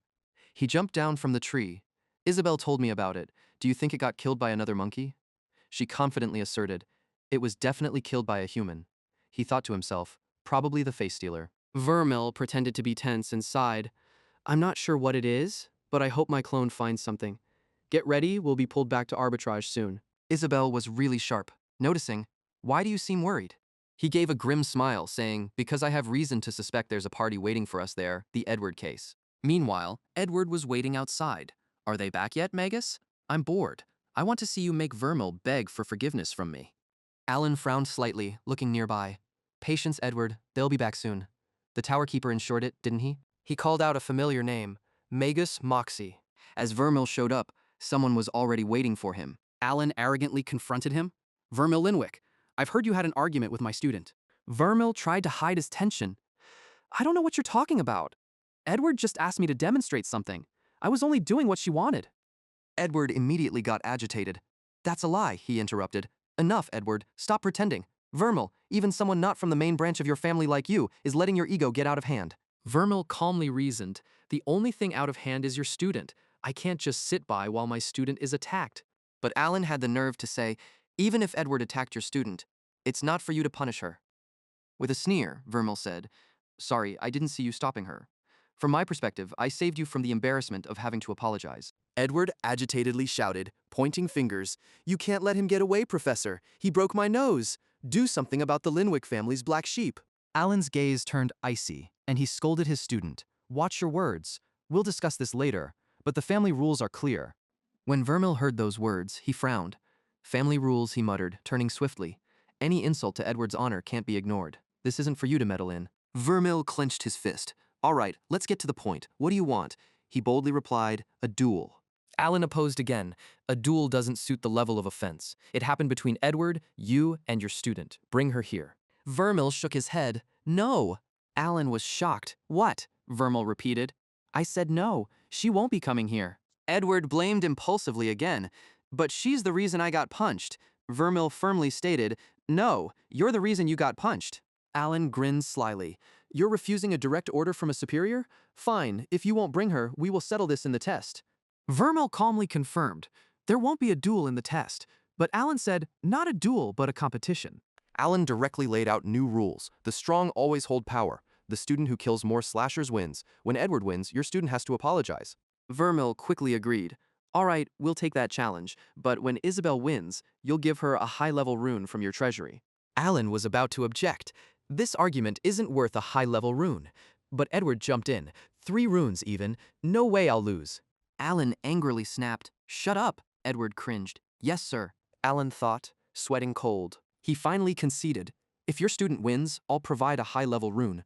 Vermil cheerfully shook hands. Deal. Relieved, Vermil thought. Honestly, this is going better than I imagined. Isabel will wipe the floor with that fool. Then Moxie stepped out from behind a big tree. Vermil greeted first. Hello, Moxie. She seemed to frown slightly. Vermil. He cautiously asked, are you here for something? Or are you working with them? Moxie quickly denied. Those fools? No way. With a slight smile, she admitted, actually, I hope to see you get beaten up. It would have been the highlight of the week. Moxie casually advised. All right, I'm off. Good luck in the test, Vermil. Try not to get hurt. Vermil thought to himself, I can't understand that woman. Time quickly passed into the late night. Vermil tossed and turned in bed. He seemed troubled, like he was in a nightmare. Suddenly, there were sparks beside his bed. But he still didn't wake up, even as the temperature rose. The entire room was quickly engulfed in flames. A strange eye stared intently at Vermil. Startled, he woke from the nightmare. What the heck is this? I should have been dead for a while now. My eyes should be better than this. Vermil rubbed his forehead. His head suddenly pounded fiercely, thinking about that damned prison warden. Vermil suddenly had a thought. Could those soul injuries have created a bond between us? Damn. He silently made a decision. As soon as the test is over, I'm going to kill that bastard. The next morning, Vermil was flying on his sword in the sky. He happily let himself fly around a bit more, thinking he was getting the hang of this flying toy. But then Vermil crashed face first into the ground. Or maybe not. He irritably lifted his bruised face, cursing the stupid broken sword. A mimic suddenly appeared, teasing. Good thing nobody saw that. Vermil threw an item, telling it to shut up and change its form. Anything's better than you pretending to be me everywhere. It quickly responded, I'm not pretending. I spent weeks absorbing your body, memorizing every detail to replicate perfectly. Vermil paused, thinking, actually, that sounds better. I'm not sure why. The mimic, hiding behind a tree, expressed surprise. Is this what you got for me? Really? Vermil frowned slightly. Don't be picky. It's what I have. He wondered about mimics that can't communicate normally, realizing this one wasn't like a normal mimic. It even asked for his opinion. What kind of body should I have? Vermil grimaced and replied, something reasonable. I don't really care. While trying to unsheath his sword, he asked, do you have a name? If we're working together, I can't just call you Mimic. The Mimic excitedly suggested, I like trees. How about tree? Vermil lost his balance and fell backward. Tree? Doesn't sound humanish, he thought. Vermil then suggested another name. How about Lee, like leaf? The Mimic gave a thumbs up in approval. Sounds good. I'll change my body now. If any monsters show up, handle them for me. We're not strong when shifting. Dusting off his clothes, Vermil agreed. All right, go ahead. Suddenly, Vermil turned pale with fear. The sound was horrifying. The mimic, now in a new form, stepped out, feeling great. You have no idea how comfortable I feel now. Vermil exclaimed, "Oh my god." Lee playfully winked, showing off his new form. "So, what do you think?" Vermil clutched his head, looking frustrated. "You're only making things more complicated. Do shapeshifters have a gender too? I wish you could just change shape." She happily waved her hands to illustrate. "Shapeshifters can merge. Two can tear apart each person's body." Lee smiled slyly, explaining, "and swap to form a new body." He found it intriguing. "Interesting, huh?" Vermil thought. It was strange. He always assumed shapeshifters needed to take over an existing body to transform, but Lee just created a brand new body. He got to the point. "All right, that'll work. You're not me anymore, but we need to come up with an identity for you. Any ideas?" She suddenly asked. "You're a teacher, right?" Vermil confirmed skeptically, "Yes." Lee got very excited, suggesting, "I could become a teacher too. I've never tried, but I'm sure it would be great." He didn't argue but asked further, "Sure, what could you teach?" She suddenly gave a sly smile. Suddenly Lee vanished in an instant. She appeared right before Vermil's eyes out of nowhere. Lee looked very smug. "What do you think?" He was confused. "What the heck just happened? It's like you vanished right in front of me." Vermil was amazed and thought, "Why aren't other shapeshifters as fast as her? It's like she's a completely different species." She proudly bragged about her advantage. "I'm not human. Of course, I'm stronger and faster than you. It makes me excellent at hunting sorcerers." Lee teased with delight. "It's normal. But you, even if you're stabbed, you can't die." Vermil wondered, how many times has he seen himself be killed? Vermil brushed her hand away and concluded, "Just lucky. All right, maybe people would believe this. Having a combat assistant sounds okay." Lee suddenly lowered her voice, suggesting, "If you need, I can prove it more. I don't even need to hold back since you can't die." He backed away in shock, keeping a safe distance. "No, no, no, no. No more proving. I can die, just not permanently. Don't treat me like a punching bag, and don't mention this outside." She pouted, almost sulking. "Not even a little punch? Are you sure? I have a whole plan to prove my strength. Think it over." Vermil replied lazily, "Wait for serious training. I trust your abilities, just not your character." Lee looked excited. "All right, we agreed, but I'll still punch you. What about your students?" He seriously set a condition. "If I believe you can work with them without harming them, then yes. If not..." Vermil clenched his fist, threatening aggressively. She lightly frowned, seemingly regretful. "If I wanted to kill them, I would have. I'm just bored, looking for something fun. Let's get back to arbitrage." He smiled slyly and raised a finger. "Not yet, there's still one last thing." Time passed quickly. The exam week always seemed brief, and there were always many things to do. Vermil often ventured deep into the forest, meeting Lee more frequently. He had to admit one thing, though he hated to do so, she indeed had a quick learning ability. Once targeted by a monkey, Vermil noticed something surprising. She seemed sincere. But he didn't have to lift a finger. She didn't show any harmful intent towards him or the students. Vermil eventually accepted support from Lee. After the exams, she would start guiding Todd and Isabel, as long as he was present. She smiled bloodthirstily. "Can I eat anyone who troubles Isabel?" He immediately refused. "No, Lee." Vermil was constantly on the move. He replaced one of his wind runes with a vibration rune, feeling their power growing, nearing their max. He often tossed and turned with nightmares, exhausted, as the eyes of the prison beast always kept him awake. Vermil couldn't escape its watchful gaze. Even during the day, he felt it lurking at the corner of his eye. Seems it finds entertainment in his misery. Finally, the fateful day arrived. Each day passed in fatigue and pain until the morning of the exam. One morning, like any other, he prepared his outfit. "Here we go. Can't wait to see Isabel beat that punk." Vermil unexpectedly smiled with anticipation, thinking of Alan's expression too. Suddenly, there was a knock at the door, making him wonder, who's coming at this hour? The sun hasn't even risen yet. Vermil called out, "Who is it?" A familiar voice echoed, "Who else wants to talk to you?" He opened the door, surprised to find the visitor. "Moxie, what brings you here?" Moxie walked straight into the house, telling Vermil to stop wasting time. She pointed out a series of changes, mentioning how Vermil had suddenly become strong after years of stagnation, talked intelligently, and earned students' respect. Vermil was baffled and just said, "Thank you." Moxie sharply concluded that he had changed significantly since last month, and finally realized he wasn't Vermil. He was stunned at the suggestion that he wasn't Vermil. Vermil laughed hard, joking, "If I'm not Vermil, then who am I?" Suddenly, she summoned some vines, and he asked, "What are you doing?" He broke into a cold sweat, saying, "I'm injured here." but Moxie showed no sign of stopping and said she didn't care. She pinned Vermil against the wall. He struggled, asking what she was doing, thinking it was tough having to deal with Lee and now Moxie.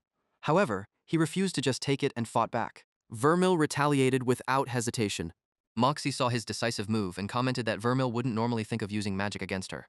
He tried to explain himself, but she cut him off, saying, "Stop it, I'm not stupid."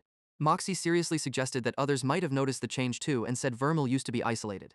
She confidently claimed she wasn't fooled, though she was unfortunately assigned to guide him when he came to teach. Vermil loudly tried to add something, but then he kicked her in the face. Vermil managed to break free and thanked Lee for the lesson. He focused energy into his fist. Moxie prepared her sharp thorns. They were locked in a fierce standoff. Vermil was sweating from the tension, thinking it might be a lose-lose situation. But she laughed, saying his magic couldn't even break her shield. Suddenly, he looked behind her and saw a possibility. Moxie widened her eyes upon seeing the giant sword. In a panic, she asked if he intended to stab her, but Vermil mockingly asked why she seemed surprised, suggesting it was worse than his magic. Moxie confidently stated that she didn't care what he did to Vermil, saying his attack undermined her point. She angrily shouted that if she really wanted to attack him, they wouldn't be talking, and told him to get out of her way. Vermil cautiously made a condition, saying even if her shield could block magic, he'd seen it break before and wanted her to explain. Moxie's eyes shone with determination as she said, "All right, you said it." Then he was immediately restrained again. She stood confidently, saying if she wanted, he would already be dead. Vermil looked confused and blinked. He realized he couldn't struggle anymore and asked what she wanted, admitting he wasn't pleased but would accept. Moxie retracted the vines and asked if he could admit something so she could keep her sanity. Vermil casually picked up a toothbrush, asking what she wanted him to admit. She was getting furious and asked him to stop lying since they both knew he wasn't Vermil. He teasingly pointed out some trivial clues, joking about why his name tag said Vermil. Tired, Moxie sighed and agreed, saying there was something else she was curious about. She handed him some papers, saying she had looked into his students and found his way with them, almost made her believe he would easily win a bet. She handed over some papers, saying, "Here, I researched your students. After meeting you and Alan, I might have seemed a bit fake, but the way you treat them makes me almost believe you're sure to win the bet." Vermil caught them, nearly saying, "That's Moxie for you." Moxie interrupted, "Don't nitpick. I wonder which student was unlucky enough to be assigned to you or Vermil." After looking, he responded, "I don't understand." She explained simply, "What is this?" Of course, he didn't know. They had no family name. Vermil flipped back and forth to confirm. So that means Moxie involuntarily broke out in a cold sweat. Isabel's family was blacklisted by the nobility. Not just Isabel, but Todd too. She firmly stated, "I tried to dig deeper but found nothing," which means someone very powerful has covered everything up. Moxie continued with her conclusion. "Isabel and Todd were assigned to you because they were destined to fail, Vermil, whether it was you or anyone else. Do you know how powerful the person behind this is?" Vermil gritted his teeth, thinking, "There's so much I don't know." He remembered that imposing figure, including the one from the Linwick family, that Vermil had responded to. Vermil still couldn't forget those piercing eyes, or perhaps it was that person who wanted Vermil dead.